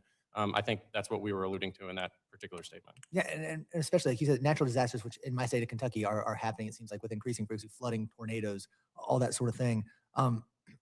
Break that down for us in real world terms. You know, one of the things that Mr. Chairman and I here, we don't love, like, we call it government speak, and we're talking about claims. Break it down for somebody who's not as familiar with this. What does this look like for a veteran and their family? Well, sir, I can certainly take it for the record and give you specific examples of when that has occurred. Off the top of my head, I can't think of a specific example for you, but other than to say or reiterate what I already said about already awarded claims being revisited. But and are you almost saying that the VA would have to be able to predict ahead of time which claims are likely to be granted or denied in this type of instance? Well, I think for feasibility of implementation for this particular bill, we would obviously prefer like a fully developed claim that doesn't require a new examination or re-examination. But in the instance that it did require a new examination or re-examination, either through the VA or a third-party contractor, that the risk is, I think, what we're trying to highlight of a reduction in a particular claim that's not associated with the new claim that they're making. Got it. And sticking with that a little bit, is like just this idea of the VA lowering ratings. Help me understand this a little bit more. How does something like that actually happen, and what does it look like for the veterans who go through it when the rating gets lowered? Well, if a veteran has an existing rating for, you know, a knee injury or a back injury or Throw it out there, man. It's a metaverse. Tinnitus, sleep apnea. Yeah, we'll go with it. Yeah. So there's always the potential when somebody. They think this is a joke, y'all. They not serious about our benefits getting cut. This is a joke to them. This is a joke. Submits a claim for an increase in a particular rating or for a claim in another rating when a veteran goes through the CMP examination process and the DBQ is completed and reconsidered, the VA can use that based on the new examination. In some cases, it's not overly prevalent, but in some cases, they can use the new examinations to reduce an existing claim. Okay. Thank you for that. Ms. Wood, I'm going to switch you really quickly in the time we've got left. I want to get your read on how the relationship between the National Funeral Directors and NCA is going. Does communication between your members and the agency work the way it should? And how much interaction are your members having with NCA when it comes to unclaimed remains? So a lot when it comes to unclaimed remains. Actually, NCA is going to be at our annual convention. NCA is going to come and they're actually going to speak to our members. So we'll have about 6,000 members there on site. And they're specifically coming because of a conversation we had at this subcommittee. They're going to come and talk to our members and help educate them. I'm frequently in touch with NCA. In fact, I'm in touch with all 3 agencies at the VA that deal with funeral benefits. Yeah. Good. And what's the biggest hurdle your members run into when Listen, y'all. they're dealing with unclaimed remains that may belong to a veteran? Yeah, so things like getting the DD 213, 214, I got it. 214, you know. Things like getting the DD 214. There's a long process. Funeral directors don't want to give away remains if there's a chance that a loved one is going to come and ask for them. So they're very, very protective of that. But it can sometimes, you have to do a lot of research. You have to make sure that all the paperwork's in place. But there's a process in place for people to do that. Got it. Thank you, Ms. Witter. And Mr. Chairman, I go back. Thank you, sir. You're recognized for 5 minutes. Talofa lava. Thank you, Mr. Chairman. Ms. Witter, VA has stated that Hawaii veterans are technically within its burial access standard, but your testimony raises real-world concerns about geography, travel costs, and whether families can actually attend services or visit grave sites. From the perspective of funeral directors and families, does a mileage standard fully capture what access means in Hawaii? Thank you for that question. I don't think the VA is going to agree with my answer. I think Hawaii is a special location. You have the punch bowl, but it's almost full. We do have a national standard for veterans should be able to be buried within a certain distance of their home. But in a case like Hawaii, and particularly because of the geography, it's very hard to build a cemetery there. So in this case, I think, and when you think about families, not only are they paying for transportation to get for the actual burial, but then they're paying transportation each time they want to go visit the grave. So to me, that seems like an unnecessary burden, and that's why we support building another cemetery in Hawaii. You shouldn't have to pay to go see your family So how do member from a inter-island distance. travel cost and geography affect whether a family can realistically use the burial benefit their loved one earned? And for families making arrangements, is access just about whether a cemetery exists somewhere within a certain radius, or is it about whether the family can meaningfully get there? I think meaningfully getting there is important. If you're talking about Virginia and Maryland, it's within the distance, so you could drive there or take a bus. It's not as hard as if you're going inter-island in Hawaii. So where would this additional cemetery be? Far from Punch Bowl? So I actually talked to members. I called some members, some NFDA members in Hawaii and asked them about it. And they love Punch Bowl. They think Punch Bowl is an amazing place. And they talked about it with great reverence. And I don't know where they're going to build it. I think the next panel, the VA, would have way more detail on that. We'd certainly be willing to help and give any guidance, but I don't know the actual location. Thank you, Mr. Chairman. Well, let's see, what time do we have here? Okay, so let me ask Mr. Lyle something here. So, Mr. Lyle, from a veteran family's perspective, how important is it that burial benefits are not just technically available, but actually usable? And what should VA consider when applying national cemetery access standards to unique communities like Hawaii? Well, thank you for the question, Congresswoman. I think it's extremely important in honoring the legacy and the memory of the service member. To your point, not just ensuring that the technical access to these benefits exists, but that they're easy to use and easy to understand, instead of a kind of a disparate group of benefits through VBA or VHA or VCA that they have to navigate in one of the most difficult time periods of their lives after they lose their service member. I think obviously in the unique case of Hawaii, they have access to the state veteran cemeteries outside of Punch Bowl, but if a family wants their service member to be buried at a national cemetery, they should have that access and that right, in instances where it should be meaningfully easy to travel to that location to honor their service member that they lost. Thank you, Mr. Chairman. I yield back. Thank you, Mr. Chairman, and thanks to both of our witnesses here.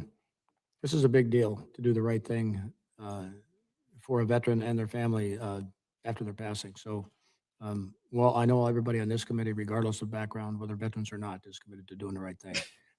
Ms. Witter, the VA says Hawaii veterans are technically covered under its burial access standard. Your testimony says otherwise, once you factor in geography and cost. Does a mileage number actually tell us anything about whether a family can get to a service or a grave site in Hawaii? I would say no. So do me this, that's, okay, walk me through what inter-island travel and cost really mean. He's not even letting her answer Trying the to question. use a benefit their veteran earned.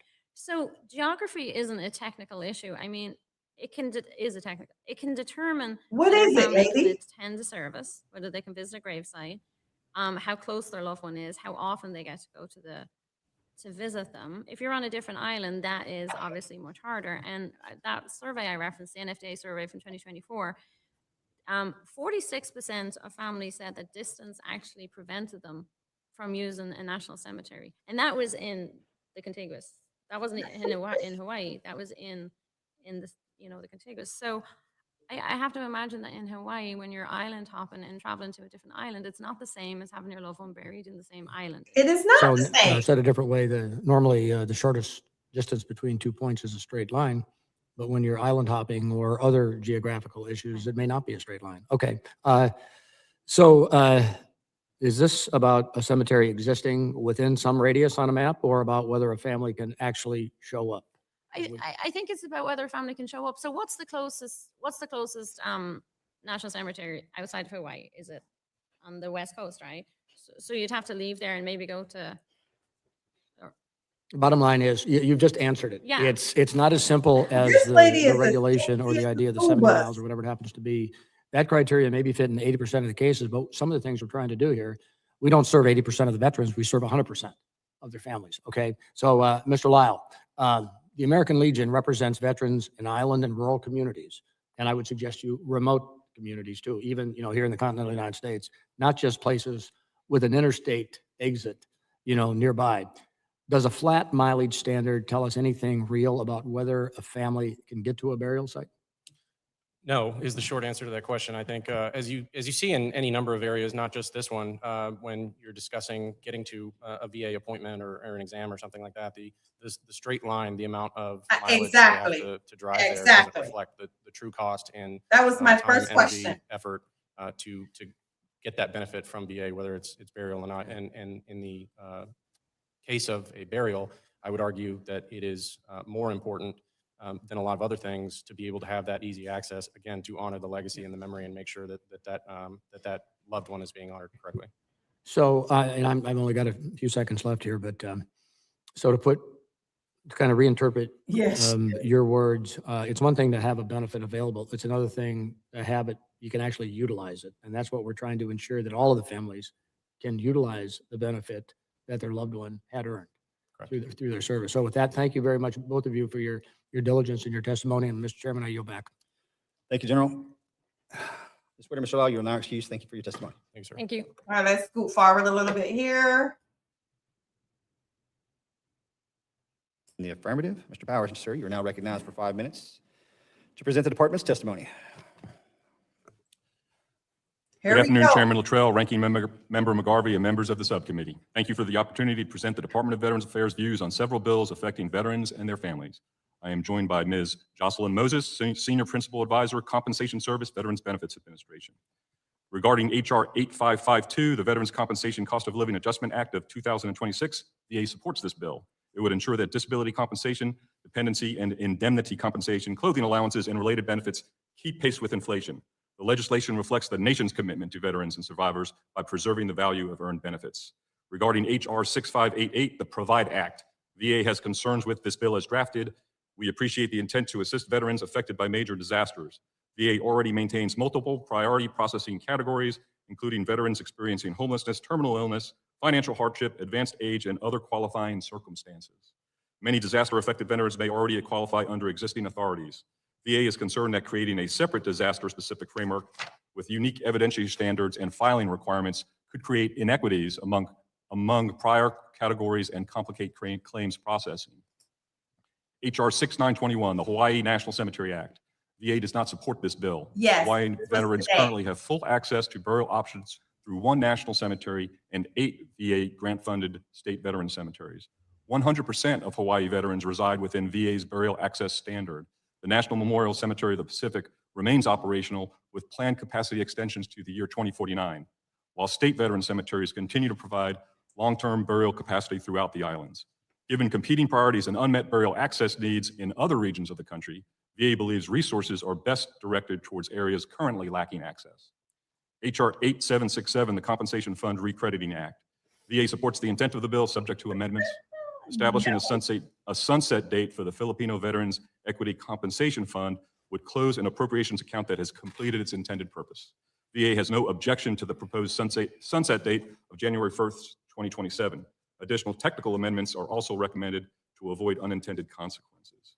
HR 9006, the Locating Our Unclaimed Veterans Act. VA supports this bill subject to amendments and available appropriations. Of course. A centralized information system may improve coordination with stakeholders and enhance efforts to identify and honor unclaimed veterans. However, implementation would require significant IT development, interagency agreements, and resources. VA recommends additional time and statutory flexibility to ensure successful execution and the opportunity to continue utilization of the system if it is successful. HR 9321, the Unclaimed Veterans Legacy Grant Program Act. VA does not support the draft bill. The Veterans Legacy Program was established to support memorialization, education, and historical interpretation activities related to veterans interred in national, state, and tribal veterans cemetery.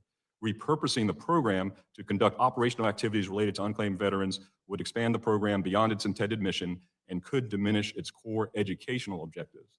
VA remains committed to honoring unclaimed veterans through existing authorities and partnerships, but does not support using the Veterans Legacy Program for this purpose.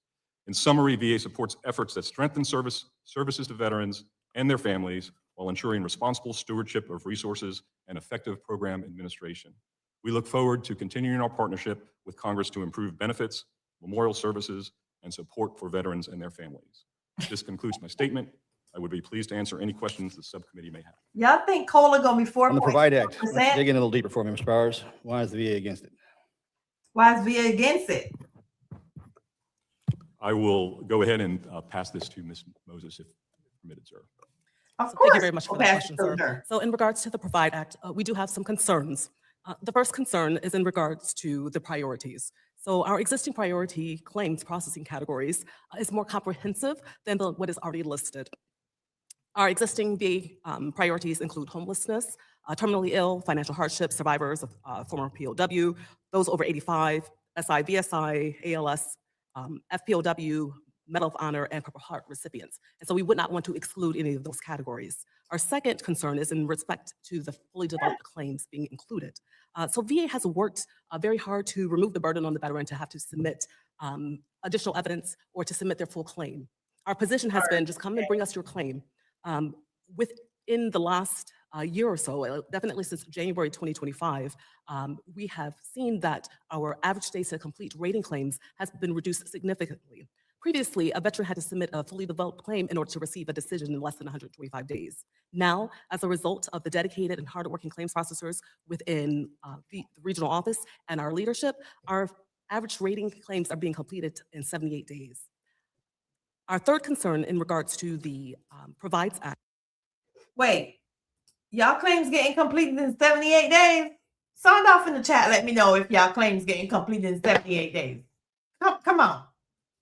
Is in regards to It's about to end in category for the major disasters. We believe that many of the individuals who are experiencing major disasters or have experienced the major disasters will already fall under VA's existing priorities. Furthermore, they may be unable to attend examinations, and VA has flexibilities already in place. Man in the For corner example, looking at her. claimants have up to 1 year to provide or submit additional evidence in order to perfect their claim. We allow extensions when it is shown that for good cause, and the veteran has the opportunity to file or submit an intent to file claim when they are ready to submit a placeholder. Was there a list submitted to the VA as far as natural disaster? I would just kind of call it add-ons that you're uncomfortable with? We would be happy to work with the committee to understand better what specific disasters or what is missing from our existing list that you feel is not included within our existing. Is there any way we can, Ms. Powers, I'm gonna come back to you. Ms. Moses, give me some grace here, please. Is there any way we can do all this before we show up in committee? And Thank stand you. in front of us and say we do not like this instead Yeah. Because now I'm just gonna argue with you because our constituents showed up with these issues, and you have members on the dais today they're not even currently on the VA committee, okay? So we're giving you this, and then after we unpack the entire suitcase, we have to sit here and you tell us that you totally disagree with it, when I think it would be more beneficial if you showed up and you said, hey, we've already spoken about this, we're going to move forward, and the decisions have been made. Yeah. Thank Can we you. do that, Mr. Powers? Or Ms. Moses? I don't know if I should go back to you at So yes, I do think that we can do this. I think we look forward to working with your staff so that we can get to a good place where we can fully support this bill. the ranking member and I most likely 100% agree on this. There we go. So moving forward, if we could just correspond back and forth, engage staff to staff, and we can work out these fine out details. That way you don't have to sit in front of the members Oh, and answer well, questions you don't good. necessarily have the answers to. Fair enough? That works. Thank you. Okay. 9321, Mr. Powers, unclaimed veterans. Was the VA's against that one, correct? Yep, the VA against the unclaimed. They're against. That's correct, sir. We don't support that bill because of the change in purpose that it puts on our legacy grant program. Wow. That showed up here for a reason, and we sent that over to the VA for a reason. Yep. Now, your response to me is we have something in place that's They ain't got nothing. working. Where's the solution? My argument is, You don't I agree. think that's working well enough if we've submitted this to you. Okay? Yes, sir. That was a question. Every So single time they come to the table. Unclaimed Veterans Remains Program? Yes. Like if Well- we have to submit a piece of legislation out of this committee that touches a current piece of, that touches the VA in a way that Wow. the VA currently has this in place, is what you're saying, correct? We Then you disagree with this legislation because you say we're already doing it. We primarily disagree with this legislation because of its repurposing of the Veterans Legacy Grant Program. And you think it's Wow. in the spot that it should be. The unclaimed veterans, serving unclaimed veterans programs. And we saw this, the presentation from the congressman on Iowa and the Civil War veteran. Yes. I think The one that he just showed us while we were all sitting in here? He's Yes, fumbling yes. over his words, on y'all. same page. Look. we work closely in VA. First of all, it was a lot more collaboration, and I appreciate Ms. Witter acknowledging the improvements that the VA has made in serving unclaimed veterans. We buried in the national and state cemeteries last year and the last 3 years, approximately 23 Very much so. unclaimed veterans. Yep. We work with volunteer organizations throughout the country that bring us these unclaimed remains. As she said, she has a hotline to us. She knows how to get to us to solve the problems with is this a veteran? Is this a veteran who qualifies to be buried in a national cemetery or a state veteran cemetery? We have people within the National Cemetery Administration. that get to it. The Veterans Benefits Administration at each regional office has an indigent veteran and unclaimed remains coordinator, and we put more processes in effect for them to work with unclaimed veterans remains. Our VHA system, because many So where's the miss? Mm. We were missing something. If Representative Nunn came in here with this to work this legislation all the way up to committee to send it over to VA to have you sitting here in front of us today, we're absent something. I think you're indicating there's a miss to why we're denying it to be part of this bill, to give a grant program. The reason that we're trying to shift it over to this is because the program that currently exists isn't working effectively. It's not. We work every day with communities across the country. I'm not saying that you don't. It's I know what not you do. working effectively. It's a complex situation. Ms. Witter actually mentioned it. Part of it is the funeral director's reluctances to let go of the remains. There's liabilities involved, state laws in each That's- state. I'm 3 minutes over. Okay. Well, I'll circle back and round two. Mr. McGarvey? I'm going to pick up right where you left off, Mr. Chairman, and appreciate Correct. you and what you're doing. Obviously, do agree with you.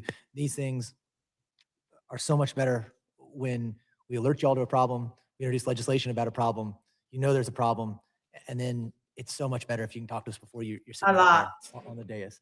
I'm just going to ask you, to, I think, get to the heart of what you were saying, Mr. Chairman, and feel free to even jump in. What do you think the core mission of the Veterans Legacy Program is? Mm. The core mission of the Veterans Legacy Program right now Mhm. is education and helping people understand the service and sacrifice of veterans. We use that program and the grant money that we administer through that program to tell stories to help students focused on K through 12. We do work on universities to teach others to work with K through 12 students to understand the legacies of veterans, particularly in their community and particularly in those communities where they have access to a national cemetery or state veterans. And I Correct. think what we've heard from Mr. Correct. Nunn and the chairman is that the program as it exists today isn't doing actually enough for the unclaimed remains of our veterans. But as you see it, is the legislation that we're introducing, is it expanding or stretching your current mission from what it is today? That is what we're arguing. It's a placement in that, the grant program's placement is why we do not support the draft. So, okay. And sometimes, Chairman, I never want to speak for him, get a little frustrated in this committee when we get into what we call government speak, and especially bureaucracy. You just said you don't like the placement of it here. So there's a problem. There's a problem impacting our veterans, and particularly our veterans who paid the ultimate sacrifice, right? The ultimate price, that we have agreement on this committee we want to do something about. So is it a funding problem? Do you think it needs to go somewhere else? Do you agree that there is a problem with getting all of the remains where they need to be? I'm sorry, do you agree there's a problem with where all the remains, getting the remains where they need to be? We Can't say. there's a problem because we know that there are remains, unclaimed remains. Okay, good. In throughout the country, and they are hidden. Wow. And you have to get to them. And that's why, as Ms. Witter testified, we've made the improvements. We've done the collaboration within the VA to get better at it. And we have been. But that obviously you have to get better and better at it. As a matter of fact, there's another unclaimed remains bill on the docket, and we definitely support the intent of that, subject to a little bit of amendment and appropriation and the discussion that I agree we should work with you to figure. Let's unpack that just a bit. A lot of words just happened, Okay. Yes, sir. which are, there's a problem. We support the intent. And then you said some I once worked with an attorney who I said, oh, that's just boilerplate language. And he said, you're looking at this wrong. Boilerplate is the language that's so important it has to be in every contract.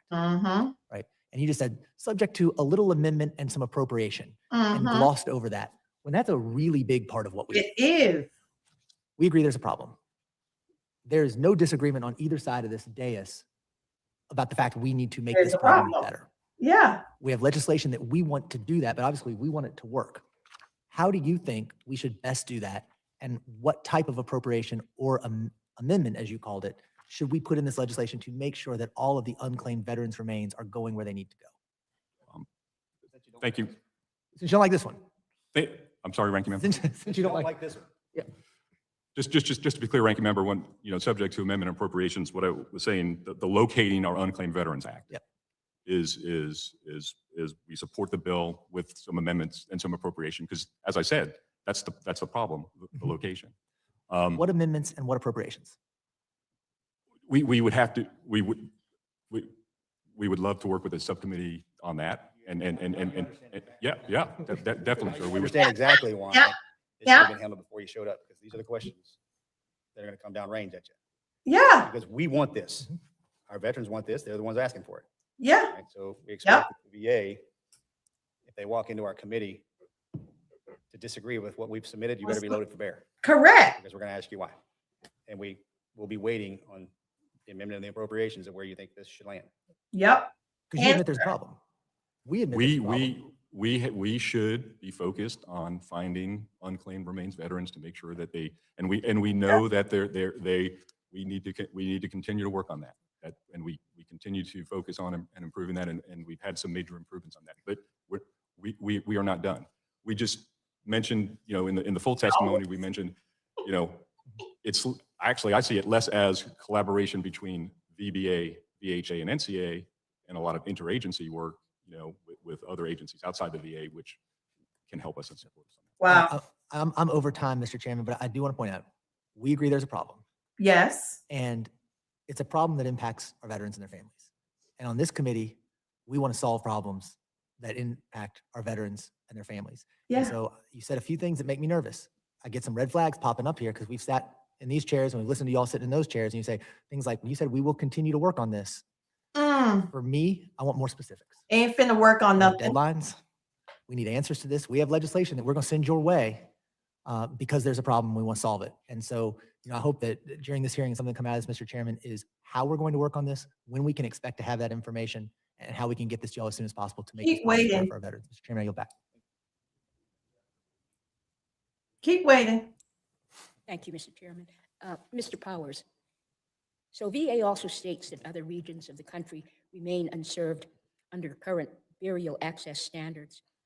How does VA balance unmet access needs elsewhere with the unique access challenges in Hawaii? And is VA open to working, this may have been asked with different words, is VA open to working with the committee on a report or planning requirement short of immediate establishing a new cemetery? We are certainly open to working with the subcommittee. We work with them. You are? To your first question, I think balancing between the burial access standards in Hawaii and on the mainland, we have areas of the continental United States that are not served. The veterans in those areas are not served as well as Hawaii, according to our burial access standards. In some of the prior testimony, we talked about inter-island flights.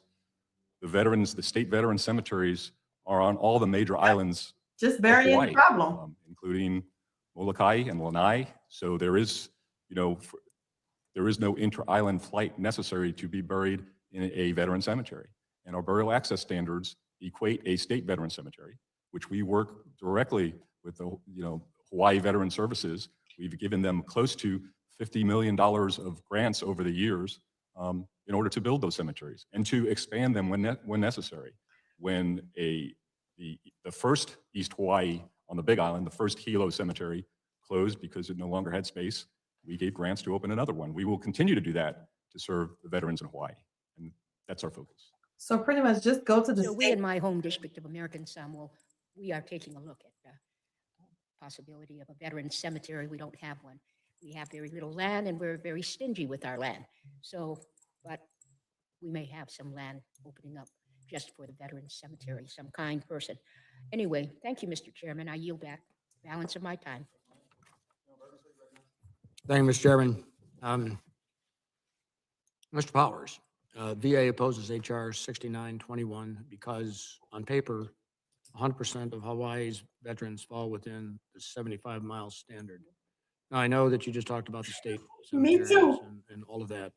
How does VA account for Hawaii's unique geography when applying the standard? Let's say those state cemeteries didn't exist or there was a different need. Would we try to create a new one based on the old standard? Watch this, y'all. Thank you for the question. If the state cemeteries in Hawaii didn't exist? Well, what I just heard you say was, what I interpreted your words was that, you didn't have to island hop to go to a cemetery because there were state cemeteries That's wild. on on all islands. Did I get that right? Yeah, state cemeteries on all the main islands. So is that a reason or excuse? Again, we're trying to figure out in a lot of ways the standards we use. I mean, this committee can only do so much, but the one thing we can do is we can utilize the standards that exist so that we can all agree that there is this standard. Is it the right standard going forward, or do we need to treat it like a bell curve where it's an 80% norm of a standard, but with 20% room for modifications, or because the problem doesn't fit the model, if that makes sense. This is about to end. Well, 2 minutes left. I think I understand. I mean, we work with all the states that are interested and the territories because we have. So could we build a case where in the future, pick up your part of the country that again, I'm going back to the 70-mile rule and all of this, the straight line. Can we say with confidence that the VA would look at unique circumstances around the country? Let's say it's just within the continental United States. Forget about Hawaii for a second. That we could say, this 70-mile won't work here because of, pick your reason why. Rather than having the VA say, no, doesn't meet the criteria, the standard as it is written, because we can't modify it. Does that make any sense? I think it does, and maybe one of the things I can describe is certainly there was during this hearing there's already been this discussion. It's a straight line standard, so that's obviously a simplification of what the geography and what an oversimplification in some cases, because the straight line, if you were driving a car, let's say for example that straight line involved going over a lake. Yes, sir. That car isn't going over the lake. It's going to go over a bridge somewhere. It's going to go around somewhere to get to that, meet that 70-mile. Yes, it Okay. does. And many of the states, have obviously say, discuss that when they talk about whether their populations are served. And when I say the states, I mean the state governments, they say, well, we would like to put a cemetery in this location, even though technically these individuals are served. So if the state says that, and they look at it, will the VA do what you do and approve it? And we are very, since the National Cemetery Administration was given $150 million last year by Congress to build state cemeteries. And some of those states that were prioritized a little bit lower were able to, if they were ready, get those cemeteries in position. And I'll mention just, those individuals who thought that they were, maybe they were technically served by us, by that simplified model. They said, well, we'd still like to build a cemetery in Huntsville, Alabama, or Augusta, Georgia. And thanks to the resources that Congress provided, we were able to do it. So going back to the Hawaii example, we have a state cemetery on each island. So one of the reason we don't support the bill is the resources can be better used for those pockets of the continental United States where veterans are underserved. And we think that should be. I appreciate this dialogue, because this is now part of the congressional record, so we can both our committee and you all can reference our hearing here today as we had the dialogue back and forth about what creates a natural exception, what is the, if you will, the roles and responsibilities of the federal government through the Veterans Administration, the roles and responsibilities of the state governments through their legislatures, and working through that. With that, I appreciate it. Mr. Chairman, I yield back.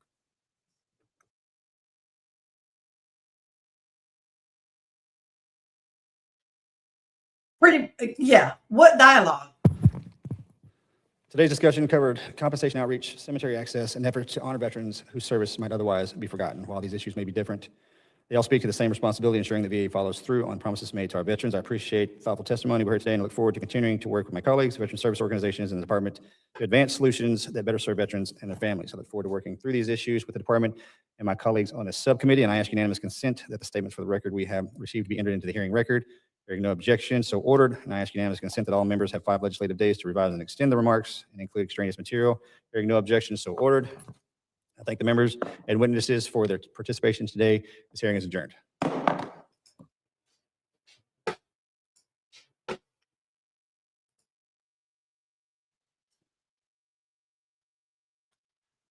Okay, so COLA was supposed to be a topic tonight. What did you hear about COLA?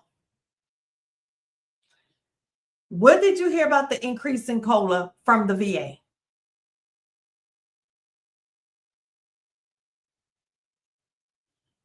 Let me go back to my phone because I just really want y'all to really pay. This is why I want y'all to pay close attention of what be happening, because they will overlook what they want to overlook. Okay, HR 8552 is the Veteran Compensation Cost of Living Adjustment.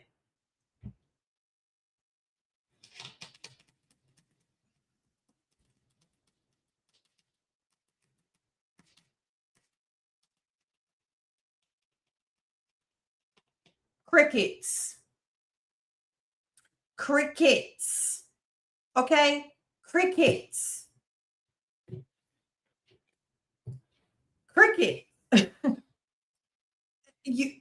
Crickets.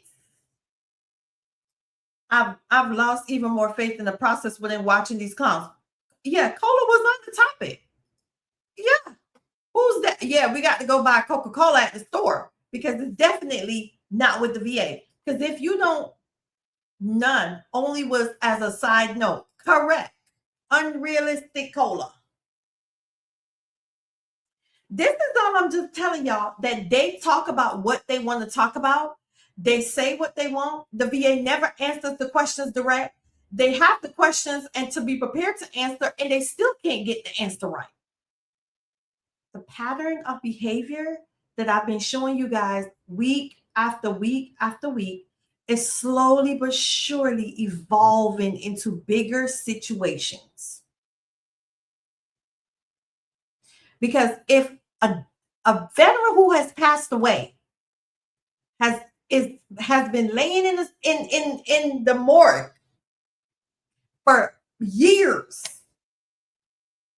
and the VA has the money to bury them and still can't even get that done, you think that they're going to give you more money because of the cost of living? You got another thing coming. I'm just saying. Y'all, there's a committee hearing again tomorrow. Let me see what committee hearing it is tomorrow. I don't even know if I have the capacity. They skip over a lot. None of them makes any sense. Even the way the committee members use their authority, such a shameful, all performative. Correct. Let me see what committee hearing is tomorrow, because there's a committee hearing tomorrow. Let's see what this one is. Oh, no, they changed it. It's on the 30th. There's two, one at 10:15 and one at 2:15. So there's no committee hearing tomorrow.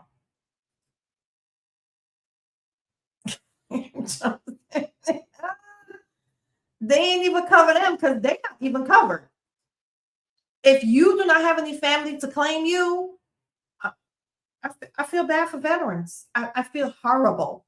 Please tell me, is it me or what did they solve at this committee hearings that happened today? What was resolved? They left with more questions than they came with answers.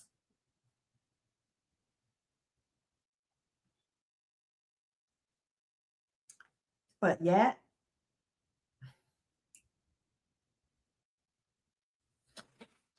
we focus on the wrong thing. Meanwhile, everything that we're supposed to have is being taken, it's being snatched from under our feet the moment that they can. Everything. And if you for one, colon and deceased, yeah, if you for one think that this is not the beginning of something when it comes to that sleep apnea and tinnitus, because guess what? Now, I'm going to tell you guys something before I go. And I want you to pay attention to something. If tinnitus and sleep apnea go, do you know how many secondary conditions is connected to tinnitus? Do you know how many secondary conditions can be connected to OSA? So that's how they save more money, because now that tinnitus is just a condition, it's not no longer a disability. You can't connect nothing to it. So they're saving more money in that aspect. And then you can't have the intermediate step of wait when it comes to sleep apnea, because guess what? That's gone too. Bye-bye. Are you picking up what I'm putting down? So it not only hurts the OSA and the tinnitus, it hurts the veteran when they try to find more secondaries that used to be connected to these two things. That's why they're saving $1.3 trillion. That's why. We're not looking at the bigger picture. We're just looking at the tinnitus and the sleep apnea. But when you start to look at the bigger picture of how many secondaries that you're not going to be able to connect to those two things that were service connected, we lost this battle. They don't know what, honey. Anyway, we have already been up here for 2 hours. Y'all know that I love you down. I do love you guys. But this is a lot. This week, a lot has happened. A lot has happened this week, guys. A lot has happened this week. Slowly doing away with the proverbial foot in the door issues. A lot has happened. If you have not seen what has been going on this week, a lot has happened this week. If you have been sleeping under a rock, guess what? If you've been sleeping under a rock, it's happening. It's definitely happening. Hold on, guys. If you've been sleeping under a rock, it's happening. It's definitely happening. A lot of stuff is happening. Given an inch, they'll take a mile. Rest well tonight, 66. Yeah, nothing was done or solved. They use veterans in their prime years when they consider this useful. Exactly. Once we're battered and torn, it's too bad, so sad. We are dead and left in the morgue and nobody cares about us, or our bodies are broken and they don't care anything about us. And because we become an asset, a liability instead of an asset, now we're pushed to the back burner. You're welcome. It is. It is definitely the time. Anyway, guys, you know I love you guys down. And I don't know if I'm going to be back tomorrow. I have a pretty lengthy, full calendar day tomorrow. There's so many veterans who need help with their claims, and there's not enough. There's just not enough resources. I have a full calendar day tomorrow. My day starts early, but I'm going to try to go live. I don't know if National and FF are going to be available, so we'll try to do that. If not, then I'll definitely go live on Saturday night, maybe late Saturday night if I have time, or maybe Saturday evening around 5 p.m. if I have the time. If not, I will see you guys on Sunday. If I'm not able to go live tomorrow, I'll make a post and let you guys know if that I'm not able to go tomorrow, because I'm already exhausted mentally and physically. My body is aching and I feel crampy in my legs, so I know that I'm not resting well. So I have to give myself a break, right? So if I don't go tomorrow night, just know that I'm resting because I have a very long day. I love you guys very much. Thank you for your support, your kind words, your monetary gifts, your super chats, your emails that you sent and helping me and giving me insight on these different hearings and what had happened. I genuinely appreciate you guys. So until next time, make sure you stay informed, stay empowered, keep advocating for yourself, because you know HPV is definitely going to be advocating for you. They are not, we keeping our foot on their necks. We letting them know that we're not oblivious to what's happening. Thank you guys for all that you do. Thank you. Have an amazing night. Be kind to each other and make sure you share this information with other people. The DAV vet didn't want to hear anything about favorable findings. He started off with PTSD. We were not there for that help. I think I told you to send me an email. Did you send? I think you sent me a submission form. I'm gonna go back in my email. I don't have time to call you tomorrow, but I'll probably call you on Saturday. Send me an email, hervetsvoice@gmail.com, and I'll try to fit you in my schedule. Take care of yourself, HIV. We will definitely be here. Yeah, my body's aching, guys. So I'm gonna go take a break. And until next time, be kind to yourself. You're welcome, Sherry.